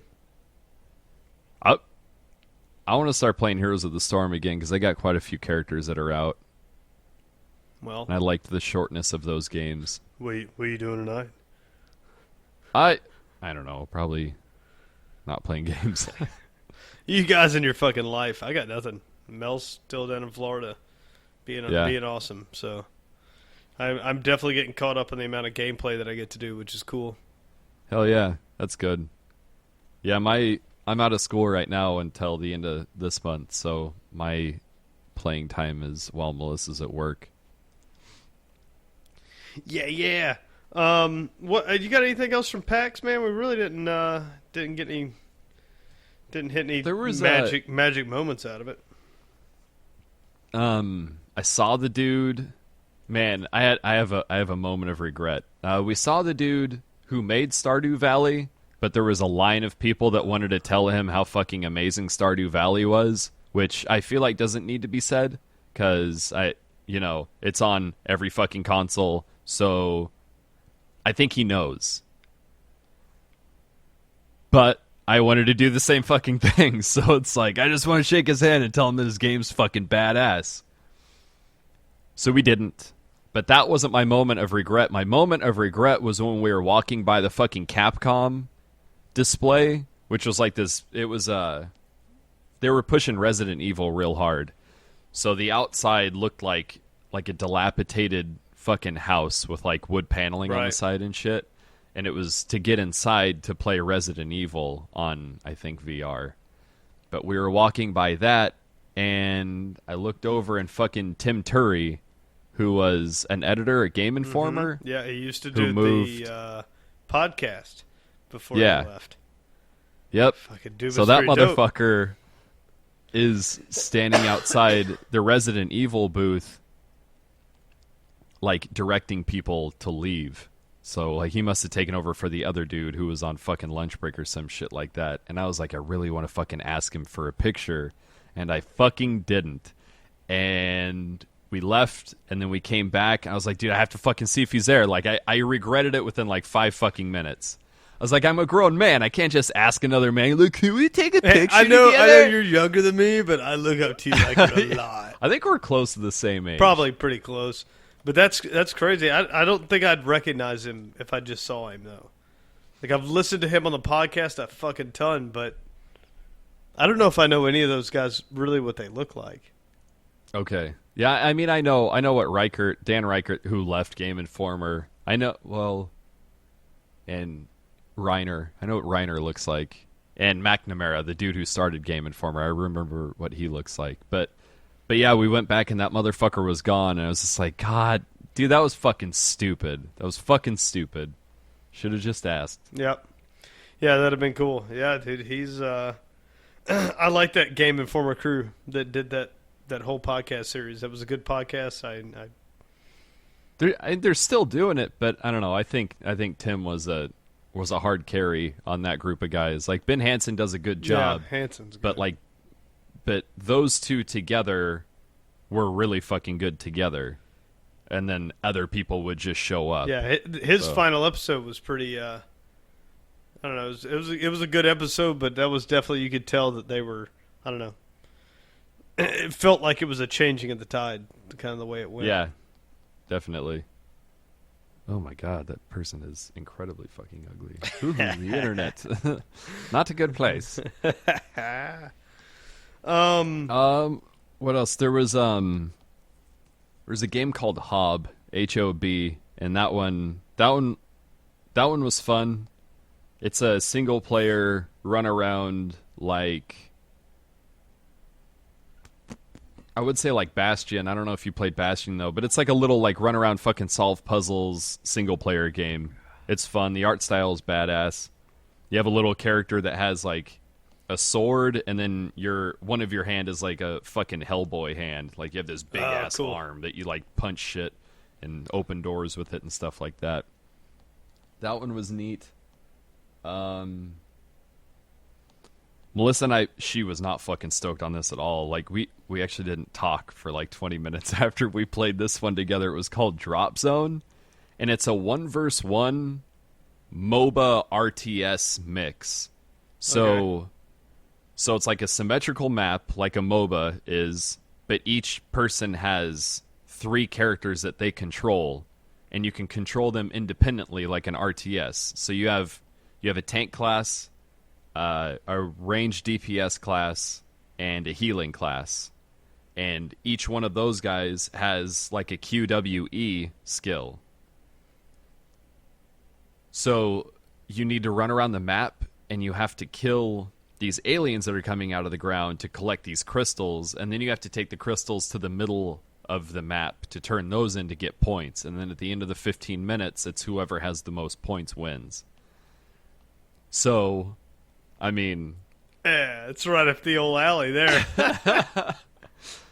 So I had fun. I wanted to know what it's like to kill another player. So as soon as I saw Melissa, I immediately killed her. Even though, like, we agreed while we were standing in line that I shouldn't kill her. So there's this poor dude who's telling us how to play this game, who is no longer talking to me, and is just telling her like what she needs to do. Like, okay, we'll make it through this together. Yeah. And this kid at one point like leans over to me. He's like, "Hey, man, like killing her does nothing for you. Like, just don't kill her. Like, you don't need to kill her. It doesn't give you any points or anything." Because he was getting stressed the fuck out by Melissa being upset that she got killed in the fucking game. And I'm just like skipping around, just like shooting aliens, shooting her, fucking, and that was fun. But he was like, dude, like, just don't, Yeah. can you not? Like, he was the one that was dealing with my relationship at the time, and he was not fucking having fun in the fucking slightest. That's awesome. But yeah, after that, Melissa was upset with me. Hey, it's a 1v1 fucking RTS MOBA. You two should play each other, and I could just see you like staring over your brow. Ugh, this will not be over quickly. This will not be fun for you. Just remember, it's only 15 minutes. Yeah. Ooh. And then, so that one we got beta keys for. Actually, we got 2 of them. So if you want one of those, I'll give you one. I mean, it's. Are all the games 1v1? Yeah. I mean, as of right now, that's what it is. Okay. So it's, yeah. I imagine there's like. I feel like 1v1 games don't do well on open. I mean, StarCraft does fine. Like 1v1 StarCraft does fine. Does there's an entire multi-million-dollar industry for that. Okay. But this doesn't have the depth that fucking StarCraft does. Well, that's the thing. But that's like, pure. Yeah, it's pure RTS. Like that's pure massive troop movement. If it's only 3 characters. Yeah, exactly. Yeah, you can either watch the guy who can micro an entire unit of 20 Marines, or you can watch a dude who can micro 3 fucking guys. Like, one of those is impressive. The other one is just kind of one of those skills that you have from playing video games. But the last one that I didn't see anything for, but on this fucking goofy swag bag, was this Conan Exiles game. If you go to ConanExiles.com, there's a website there about it, but it's like a survival open world sandbox game based in the Conan universe. Nice. And I mean, if they do that correctly, then that probably would be pretty fucking cool. Yeah. I would think.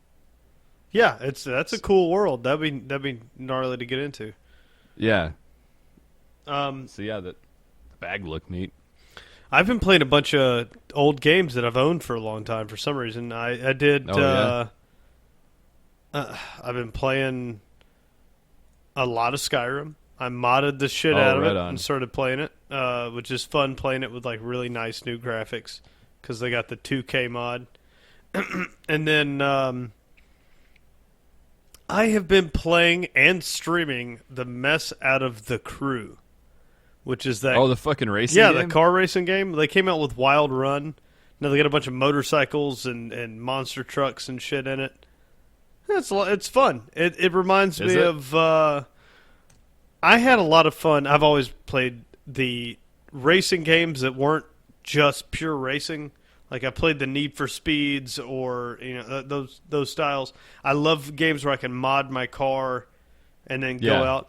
Well, this one, if you've never played The Crew, it was built on the fact that it was a giant multiplayer thing. Well, I don't play the multiplayer at all. I play solo mission all the way through, and I like it. I like it a lot. It's you can buy cars, you can mod them for different things. They got off-road tracks. They got full-on like street races. It's not to the caliber of like Gran Turismo or Forza. No, is it? No. Okay. No, this is definitely more Need for Speed, underground style, like arcade fucking. Yeah, the graphics are okay. Not a simulator. But yeah, when you're modding, it's like new ECU part, add plus 25 power. Like it's not. Well, if I go a little bit stiffer on my front springs and take my preload you're looking out at of the like back, dynos and power bands and gearing and absolutely. Well, this was that, fun. Yeah, and I love those games too. But this is yeah, this is the kind where like you can go plowing through the garden and ram through the fence to get your to fucking pass Hit your this guy. checkpoints. Yeah, like Fucking sweet. yeah. And so you're doing it's open world most of the time, and you'll be driving, and then you'll just run through a gate, and then it'll be like drive as fast as you can while staying on the road, and then you fucking burn haul ass, and then or you'll hit it, and it'll be like hit all the gates, and then you swerve and run through the woods and hit as many as you can, and then you could upgrade. Drive as fast as you can and stay on the road. Yep, That's that's one of the big ones too. that's I don't I want to say something about that, but it says itself like in that description. It's like yeah, well fuck, I guess never mind. We'll move on. Yeah, but it teaches you to. It like helps you with the racing because what it literally means is like if you run off the road, your points just start dumping. Oh, okay. So you have to stay on the fucking road. Like that's the only. But it puts which like is a to be ghost expected car, in a right. fucking racing game, right? But you can just drive through the woods if you wanted, or if you slide around a corner and you slide too far and your wheels go off the road, that your points just start dumping off the side of it. Like it's teaching you car control on there. I don't know. It's surprising how much fun I've had with it. They came out with a new expansion, so if you already had the game and you kind of got bored with it like I did, the Wild Run came out, and that added like monster trucks and motorcycles and shit. And cool. So like some of the courses, like you'll go do an event, and that event, it used to be that you just tried to take over territories by doing street races in these areas. Now they have like full-on events where you're racing monster trucks or dirt bikes or something. Like, so it's actually putting you on a real track, and you're going and doing something that ups the fun level a lot. Does it handle well? It drives pretty good. Yeah, the cars, it's not super precise. The drifting is very lenient. So you can kind of just throw the fucking power slide on every corner, and then if you just hit nitrous right afterwards, like he'll straighten right up. So nice. I've got that figured out pretty good. So I've been blowing the times just out of the water, like because I mean you can play against. They have a PvP arena, so you can just go play against other people. There's still a lot of people playing the game, so I never have trouble finding a match. It recently popped up on the store homepage for Steam. Yeah. So I wonder if there was like a resurgence. Yeah, for Wild Run is the big thing. Like they're doing competitions over the next few months. So you have to log in from this date to this date and do all these different activities, and you win like a fucking special part or a new car or something. Oh, okay. So I think that's an example of a game that kind of flopped at the beginning and has now figured it out. Yeah. People don't really want to run in these crews because the whole thing with the game was you would go on and you would look for players, and people would join your crew, and there'd be 4 or 5 of you that would then go and complete missions together. Mm-hmm. It just didn't take. Like it just wasn't. It wasn't that fun because most of the time you're going to get some asshole that just doesn't drive right or something. Oh yeah, yeah. Unless you show up with a pre-made group, right? And you're getting an asshole. It wasn't that good of a game to show up with a pre-made group for. It wasn't like us getting on and playing some fucking badass MMO game or something like where everybody wants to log in every day. Like, what happens if somebody don't want to log in that day? Like, this game, I have a lot of fun playing single player and then jumping on for PvP when I feel like it. And anyways, if you haven't looked at it before, it's pretty decent game.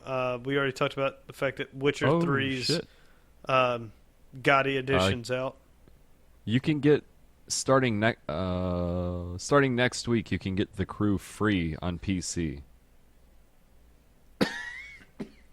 Excuse me. Ubisoft has confirmed PC owners will be able to grab the crew for free starting next week. So that's starting on what, the 12th of September. That's pretty awesome. I'm assuming what they're going to do is then make you pay for the wild run. Each month, Ubisoft is giving away a free PC game each month until the end of the year to celebrate the publisher's 30th anniversary. Previous free games include Prince of Persia, Splinter Cell. Current game is Rayman Origins. Rayman Origins is a good game. If you like the That Rayman will be series. replaced on... That's what I heard. September 14th is when the crew goes free. Well, I suggest For, grabbing it. Then all you've got to do is pay for the Wild Run expansion, which isn't much. And the game, if you're a Need for Speed fan, like if you played that, if I played it on PSP, I fuck ton. If you liked those games, you'll enjoy the crew. And I've owned it for fucking ever. And then I was looking for something to play the other night and was like, oh, I'm gonna load this. And fucking booted it up. So, that's all I've been playing lately, to tell you the truth. I played some more Star Wars Battlefront. And the only reason I did that was because I can crank the graphics all the way up now, which I was never able to do before. Oh, fuck. Did you play Battlefield 1 at all? No. During its I open was beta? gone, yeah. Okay. Super jealous about the fact that I didn't get to play the beta for Titanfall 2. Oh. Yeah, don't be jealous about Battlefield 1. I saw video of it, and it looked bad. Oh, it looks real fucking good. It looks real fucking good. But just imagine Battlefield, but not fun, because that's what it fucking is. I understand it's in fucking beta. I understand that's in beta. That, okay. That my issue with this game is the same issue that I've had with this game since the beginning. These World War I guns are fucking terrible. And now you're building a game around it, so now the assault guy, when you shoot the gun, it's not like the first 3 bullets are on target and then it starts to spread out. It's like every bullet is fucking thrown at some motherfucker. It's just like, hit, hit, hit. And it's just like bullets fly fucking everywhere. And they don't hit your fucking target. When I first spawned into the game, I didn't have a fucking gun. I had nothing. And I'm running around, and there are some Middle Eastern men that are just shooting the shit out of me and killing me repeatedly. So I had to close the game, and then reload the game, and then I started spawning with guns. It's, like I said, I understand that it's beta, but for sure get guns in your fucking shooting game before you put it out. You probably had it set to hard mode. Probably. You can't even punch. Yeah, good luck. Just But it's- slap boxing your fucking enemy. A train drove by and shot the fuck out of everybody. The thing about the horses run around, the thing about this game is that, like, it's so detached from what we have right now that I'm just curious, like, what realm you live in that a fucking choo-choo train with guns mounted on it is fucking impressive when I could go play Gears of War 4 and that game looks fucking insane. It's like, those aren't even fucking comparable. But you have trains. These guys have fucking underground dwelling monsters that rip men apart. Like, you know? Eh. You know? Mm-hmm. Yeah. Yeah, I saw a thing where the guy was like sprinting and it goes like super blurry while he sprints. I don't know if you experienced this while you were playing it, but God, maybe. he turned it into a thing where, like, when he did it, he was running, and then when he popped out, it just like said Star Wars Battlefront, and then they like scratch it out and put like Battlefield 1 or whatever, because they said it looked very similar. I guess gameplay's pretty close. I don't know. Really? I didn't play Battlefront, so I don't have that to base it on. I still play it because I own it. The problem is now, like, I don't have any expansions, so like they put out expansions for there's it? a fuck ton. Yeah. Oh, cool. And but they're expensive. Same thing with. Oh my god. Of course they are, because fucking EA made them. But it's not just EA anymore. I want to go play Call of Duty again. I want to go play it. But nobody on PC plays the fucking game anymore. So I can't justify spending the money for the expansions. I just can't. Like, it's... Put them on fucking sale. You put the main game on sale to where you can buy goddamn Call of Duty for $14 fucking dollars or whatever it was on Steam, but the expansions are still $49.95. Fuck your face, man. And there's 8 of them. It's like, oh man, I want to play Call of Duty. I haven't played Call of Duty forever. I got the itch. I want to play some fucking Call of Duty. And I go in there, and it's like, the expansions. I can rack up the price tag, or maybe I'll go eat a nice sushi dinner and then buy a hooker for a month because that's the same fucking price. Fuck them, dude. 2 weeks in a row I've gotten pissed off about that going on, and I'm like, maybe it'll go on sale. Shouldn't have to wait for your expansion packs to go on sale. One more month, man. Titanfall 2 in 1 month. Cannot right? wait. October something? October 18th, I believe. That sounds right. Tokyo Game Show is fucking next week. And I would be willing to bet that Nintendo's going to announce their console there. If I were a betting man, I would guess that Nintendo's going to announce the NX at TGS or next weekend, I guess. On the 17th is when it starts. What do you think about the NX so far, the rumors?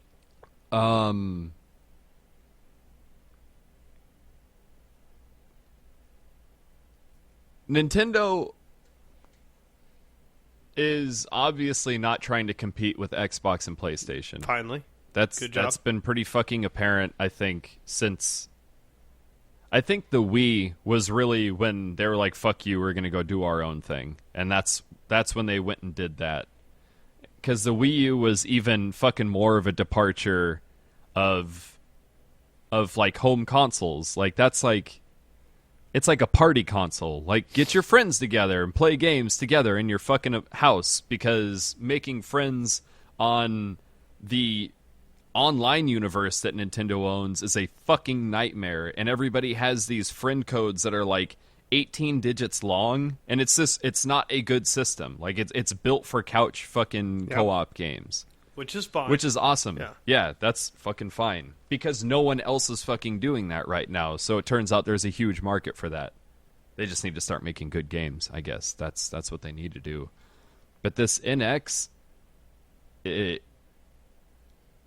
So I guess rumors say that it's going to be a handheld that is usable as a console that plugs into your television.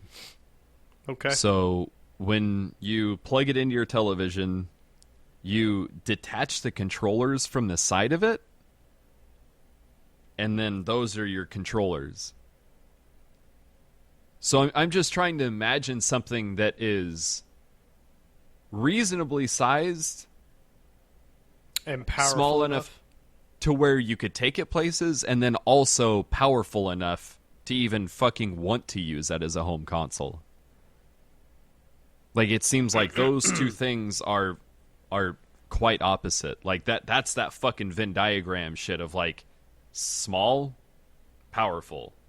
Like, that the thing in the middle is not enjoyable to play. That's what they're fucking... The Venn in the diagram is, whatever the fuck that would be called. I think Nintendo may be the only company that could nail that, and that's because their games... They're most fun to play games are not graphically demanding. They have not increased with time. Like that new Zelda looks good. They do, but I think their moneymakers are still cartoony, 2D. Like, you could throw it on a chip. Like, that's what the 3DS does so well. Like, those games are fucking fun to play. Yeah. Now, does it... The problem is that playing on a 3DS is not fun. not with groups. It would be cool to have... It would be cool to be able to hook your 3DS up to a television and play 3DS-specific titles like Pokemon on your television. which But is not outside the realm of Nintendo. Like, hell, I got a fucking Super Game Boy sitting over there in a box. Like, they've done that before where you could take your... I don't know why they still... Well, I guess because it's not cartridge-based anymore. But that was a very popular add-on, talking about add-ons at the beginning of this thing, where you take a Super Nintendo-style cartridge and you stuck it in your Super Nintendo, and then you could take your Game Boy cartridge and stick it into that. yeah, Like, when the Nintendo 64, when Pokemon Stadium came out for the 64, it came with that pack that would plug into the back of the Rumble Pack port or the memory card port in the back of the controller, and then you could put a fucking Game Boy game in that, and then you were just playing Game Boy games on your television. yeah. Make that a fucking thing. Because playing on a Game Boy fucking sucks. Like, when you're a 6 foot tall, grown ass fucking adult, playing that little teeny tiny ass fucking thing is torturous. Your neck fucking hurts. Your hands are all cramped together. It fucking blows. That reason right there is why I don't understand. It's got to be games. Why Vita isn't more popular? Because Vita can go back and forth. You can play whatever the fuck you want in your Vita. You can play your Vita shit on your TV. You got me, man. I don't know. The Dreamcast was a good console, right? Just ahead of its time, Yeah, right? And fucking here we are. It's like, oh, you have handheld, almost PlayStation 3 style graphics that for... It's like 20. Like, they used to be $100, but they're down way in price now for the PlayStation Vita TV that uses a regular PlayStation controller and is a Vita. And you can throw it on there. Or if you've got a PS3 or PS4, you can just stream back and forth whatever you want. That I still play mine. I don't play it enough. It's got to be just titles because Nintendo's fucking titles on their handheld are so good. They've got Pokemon and they've got Mario, and what else do you got? The Mario Kart, Fire Emblem, Animal Crossing. Like, what else do you need for a handheld? Yeah. Like, that's good. Now, I've got some really wacky titles on mine, but indies are where it shines because indies are just not all indies, but a lot of them are knockoffs of older games. Like, let's go a game I really like, and it's on Vita. It's on everything. But Axiom Verge, really good game. Yep. But you're just Samus, but you're instead of being a chick in a fucking suit of armor, you're some dude. Yeah. But it's you're a dude in a lab coat. It's just fucking Metroid. That's all it is. Yep. Which I picked up Super Nintendo Metroid the other day at a cool little store. Wasn't too bad on price. Right on. But it's like, oh, I want to play Metroid. Well, I can't play that on my Vita, but I can play Axiom Verge, and that's same. Yeah. Fortunately, Nintendo didn't make any Metroid games, so just everybody else did. So you can just play everybody else's. Well, they've got Metroid games. now on 3DS. No, that's not a Metroid game. Federation Force is not a fucking Metroid game. I never played it, so I didn't know. I know it had a name, but That's the one that just came out, and that's that like 4-player co-op Metroid game that's based in the Metroid Prime universe, like the GameCube. but not. I think. But not. I don't know. Doesn't play like a Metroid. They went 3D, so like it's first person. Like once they went to GameCube, that's when the Metroid started getting. That's when they became 3D first person shooters. I haven't played any of that new. The controls were dog shit, so I never got into it. Like that, they still hadn't ironed out first person shooters by then, and it was still, I don't know, similar to playing GoldenEye. It's just not good. Oh, I was so excited to get that game again. This is GoldenEye? years ago when I picked up GoldenEye for fucking N64 again, and I was like, oh, dude, I used to stay up all night with my buddies, like, well, you play this game so much. Try to play it. This game is dog shit. It's fucking terrible, it's dude. really bad. Oh, it's surprising how bad that game was. Holy hell. Dude, yeah. Yep, did not fucking age well at all. No, it didn't. I still remember being able to put the code in so you could play paintball. We thought that was so cool. Yeah. Yeah. And fuck it. Paintball was rad because you could shoot the guards' helmets off, and they wouldn't even respond. It wasn't even like a Metal Gear Solid, like, huh? What was that noise? What was that noise? They did fucking nothing. Prank.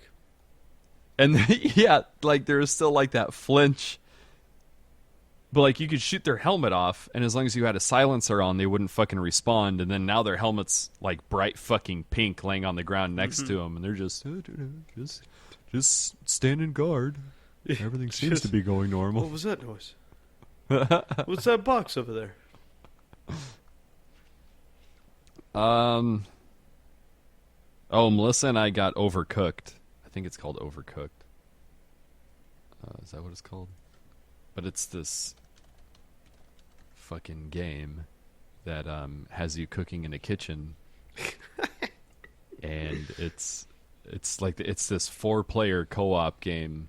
It's impossible with 1 player. It's literally fucking impossible. But like you only certain people have access to certain things. So like one person has access to like one level you're making hamburgers, and in order to make the hamburgers, you have to pull the meat out of the meat box, chop it up on the cutting board to turn it into a patty, and then you have to throw that onto a frying pan to cook it. And then you have to grab a plate and put a bun, and then if the people want it, lettuce and or tomato on it. And then you have to take the cooked patty, assuming you get to the frying pan and take it off before it catches on fire. You throw that onto the burger, and then you send it out the window, and you get your points when you send it out the window. I like that you just described the actual way to make a burger. Yeah, so you do that, You have except to make a patty, and then you have to cook it, and then if people want it, you got to put lettuce and tomato. yeah. So like those are, but you have to like chop up the lettuce or chop up the fucking tomato, and you have to do that shit on a cutting board, and only certain people have access to a cutting board. Like some of the maps are, like one of them is you're in 2 trucks that are driving side by side down the road, and the trucks pull apart. So one side has the fucking stove, the other side has all the produce and the cutting boards. Yeah, like throw it across. So like you have like a couple seconds when the trucks come together to like, oh, fuck. Try to throw all your shit onto the other truck and then make all your stuff like while the trucks are separated. And then the other person is like prepping for the next time the trucks come together so they can just fucking throw all the shit onto the other truck, and then the other person can cook it up and serve it. Is this available in VR? No, it's a top-down. That sounds like the most If it incredible was VR, VR it'd be game badass. ever. Could you imagine fucking cooking like that, and then the truck coming at you, and you fucking... that... Yeah, that'd be fucking fun. That sounds actually. fucking awesome. They need to get on a VR version fun. of that. I want an HTC Vive, but I gotta wait until they get better. There's a lot that needs to happen before Yeah. I even consider buying fucking I got VR. the cell phone one, and it's just not like the only thing I ever use it for is Netflix when I'm on the road. That's Yeah. it. It's good. I get into Netflix and I sit down and I'm in this fucking mansion in Aspen, and I can look out the window and see the snow falling, and then I'm looking at this movie fucking screen. It's huge. Yeah. And That's awesome. And so that feels like it. So like I'm sitting watching this massive screen. That's cool. Everything else, it just doesn't work right. It's just not. No. It's just gimmicky as shit Yeah. right now. It really is. Well, the cell phone one doesn't have controllers. Okay. So the games are like if you look at something long enough, you'll select it, and then you can look over there. Ooh, And that's then brutal. Nod your head. It drops it around. So that, that's not good. If I had controllers, that would be better. I could see where some of the games would be fun, but right now it's at the same level as an Xbox One. It's really good for using for Netflix. NVIDIA had their fucking booth set up. Real fucking funny. Nvidia had their booth set up, and they had a little fucking there's a line to play every motherfucking game at PAX. There is a fucking at least a 20-minute line. Name a fucking game, there's a line to play it. The only fucking computer that was open in that entire fucking place and nobody was playing it was No Man's Sky. Was just sitting at the Nvidia booth, no one in front of it. Oh no. Yeah, dude, not a fucking soul.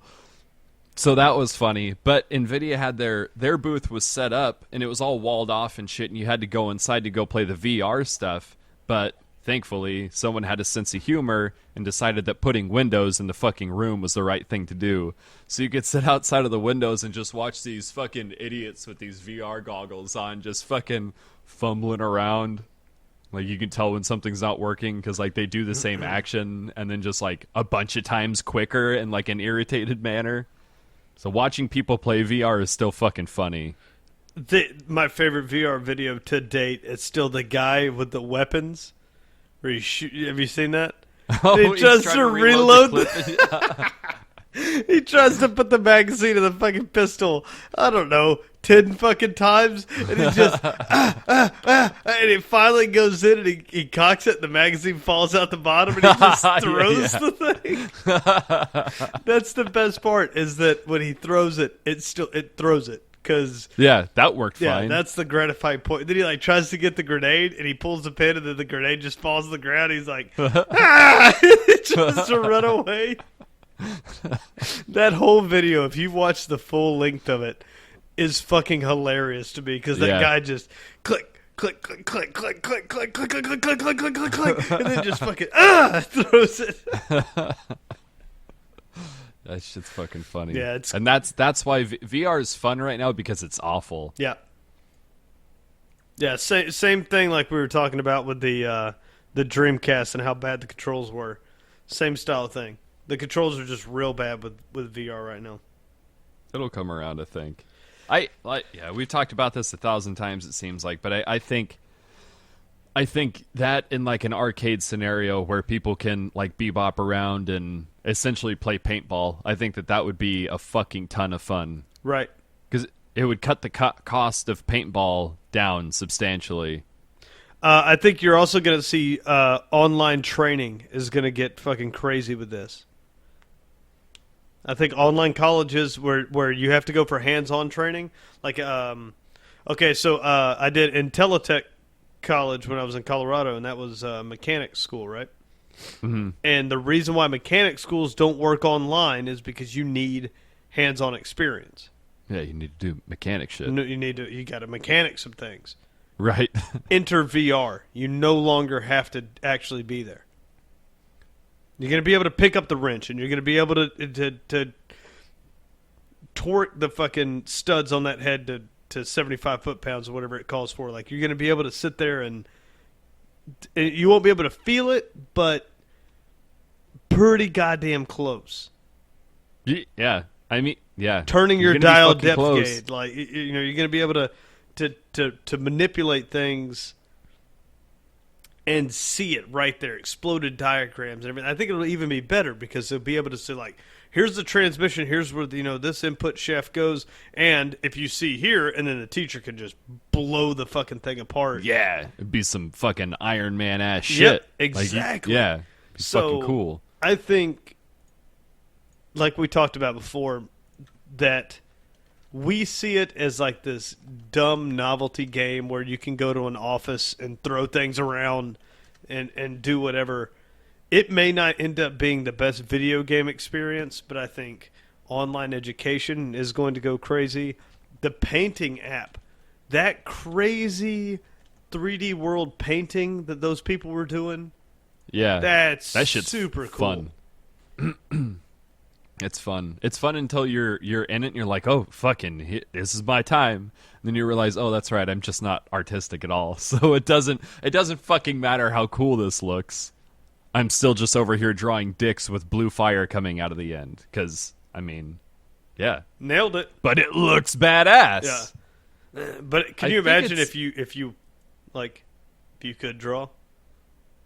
Then I imagine it'd be super badass. I'm gonna get one of those HTV Vive. Then I could have like a veiny dick. Yeah, HTC Vibes, as under the premise that like Mel can paint in her 3D world, and then I'll just have the every now and then I can stick it on and go to that office where you can throw the stapler at people and fucking Yeah, yay, because that's me. That's my intelligence level.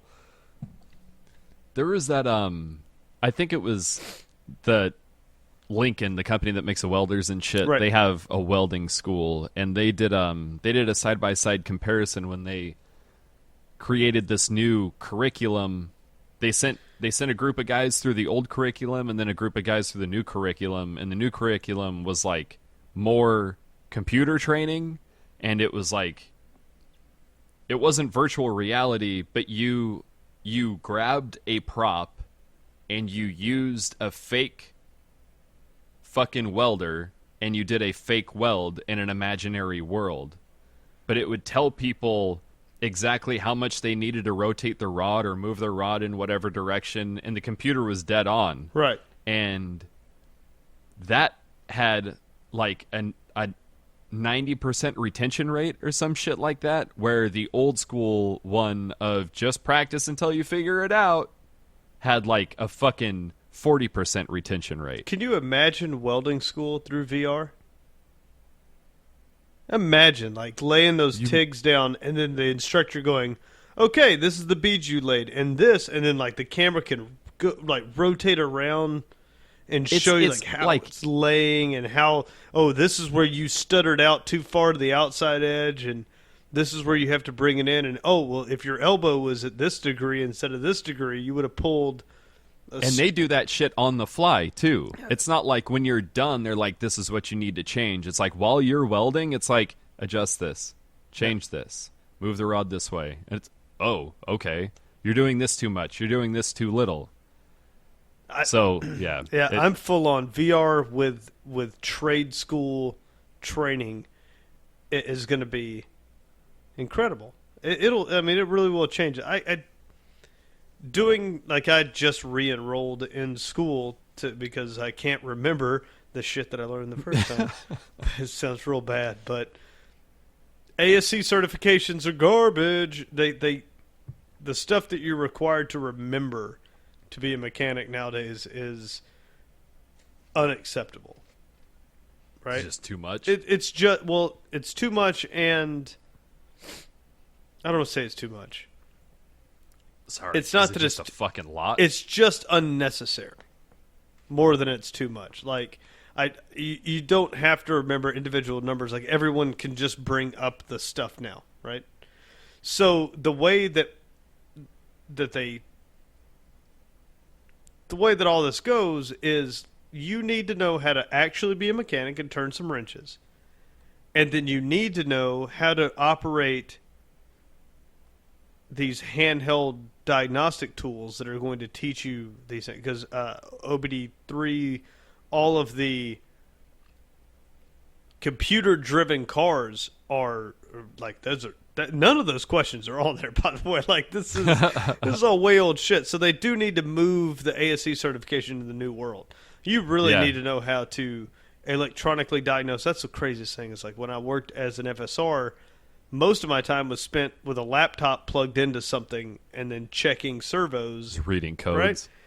And I need to know how many degrees a potentiometer is off way more than I need to know how to physically check the gap variance on my fucking piston rings per cylinder. Like it. You gonna get down there and measure that shit? Dude, it's like, are you? Come on, man. Come on. With your ruler? Yeah. You're gonna go. Okay. So I think that that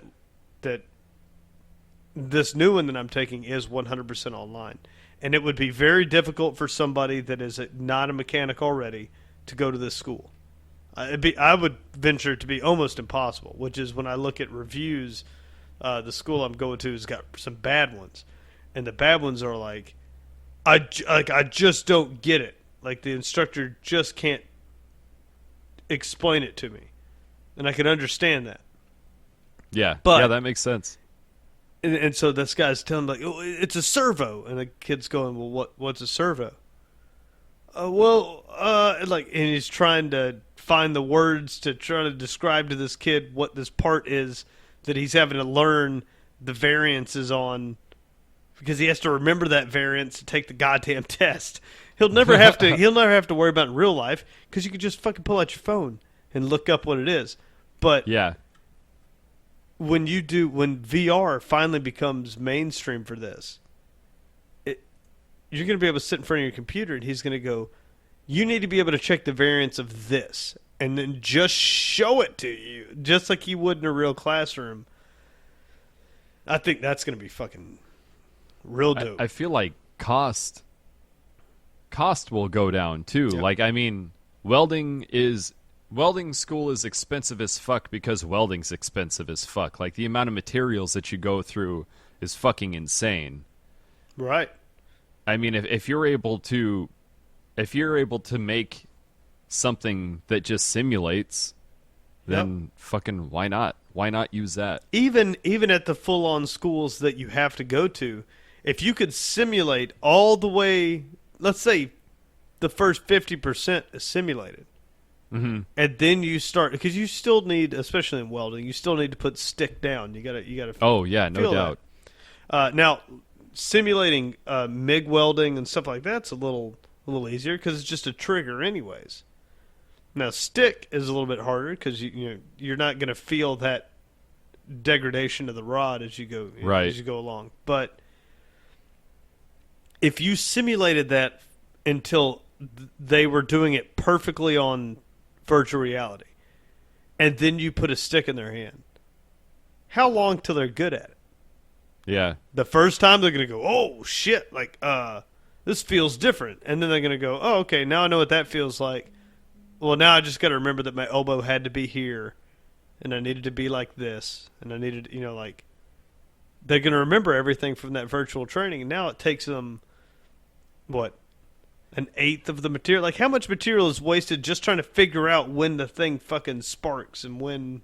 Yeah. Yeah. Oh, way fucking more. Like, the amount of waste, I feel like, is huge at the beginning. Right. And it, like, slowly chokes down to not as much because you're doing it correctly. And you're not fucking material up to the point that it's literally not fucking usable before you even start working on this shit. When you stick the fucking wire to something and then you don't know how to break it off and you just melt the whole goddamn thing. And you're sitting there yanking the spaghetti wire around. Somebody's got to come and clip it off, and they're like, all right, well, you just wasted a whole rod of 7018, you asshole.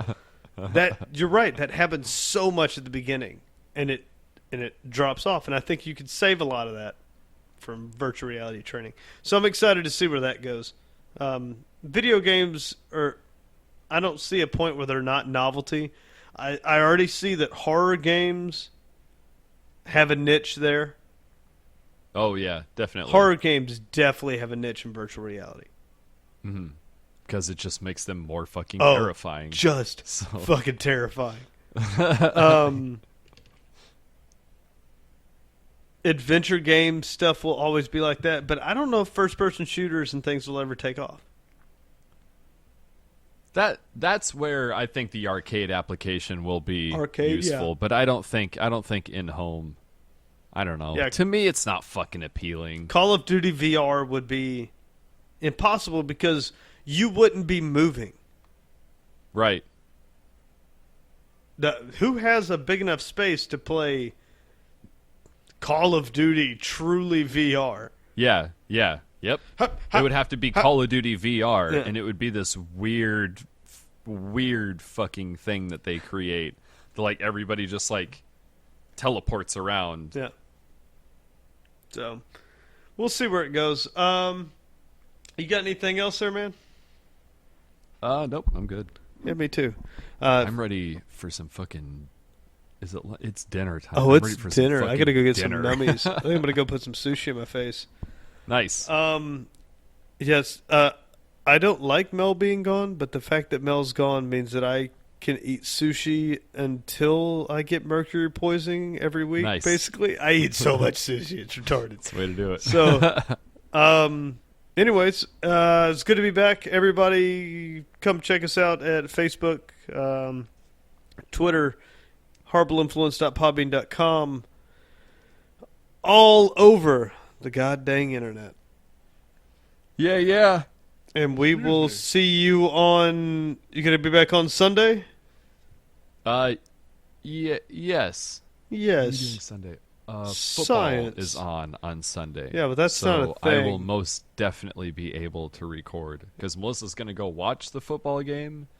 So I will not go watch the football game because I'm comfortable in doing that. 'Cause football fucking sucks. Oh, it brings me so much joy to know that Melissa's like a hardcore sports fan, and she has to put up with the sports guy. Yeah. Love it. All right, then Sunday, stay tuned for the science episode, which will be fun to get back into because the last one Hell yeah. I had to do on gravity all alone, and you should, if you have the time, listen to that one because I set you square up for what we're going to talk about this week. Oh, okay. And I'm not going to tell you. Homework. So, yeah, if you show up and you don't know what we're talking about, I'll know you didn't listen. Okay. All right. We will see you on Sunday. All right. Bye.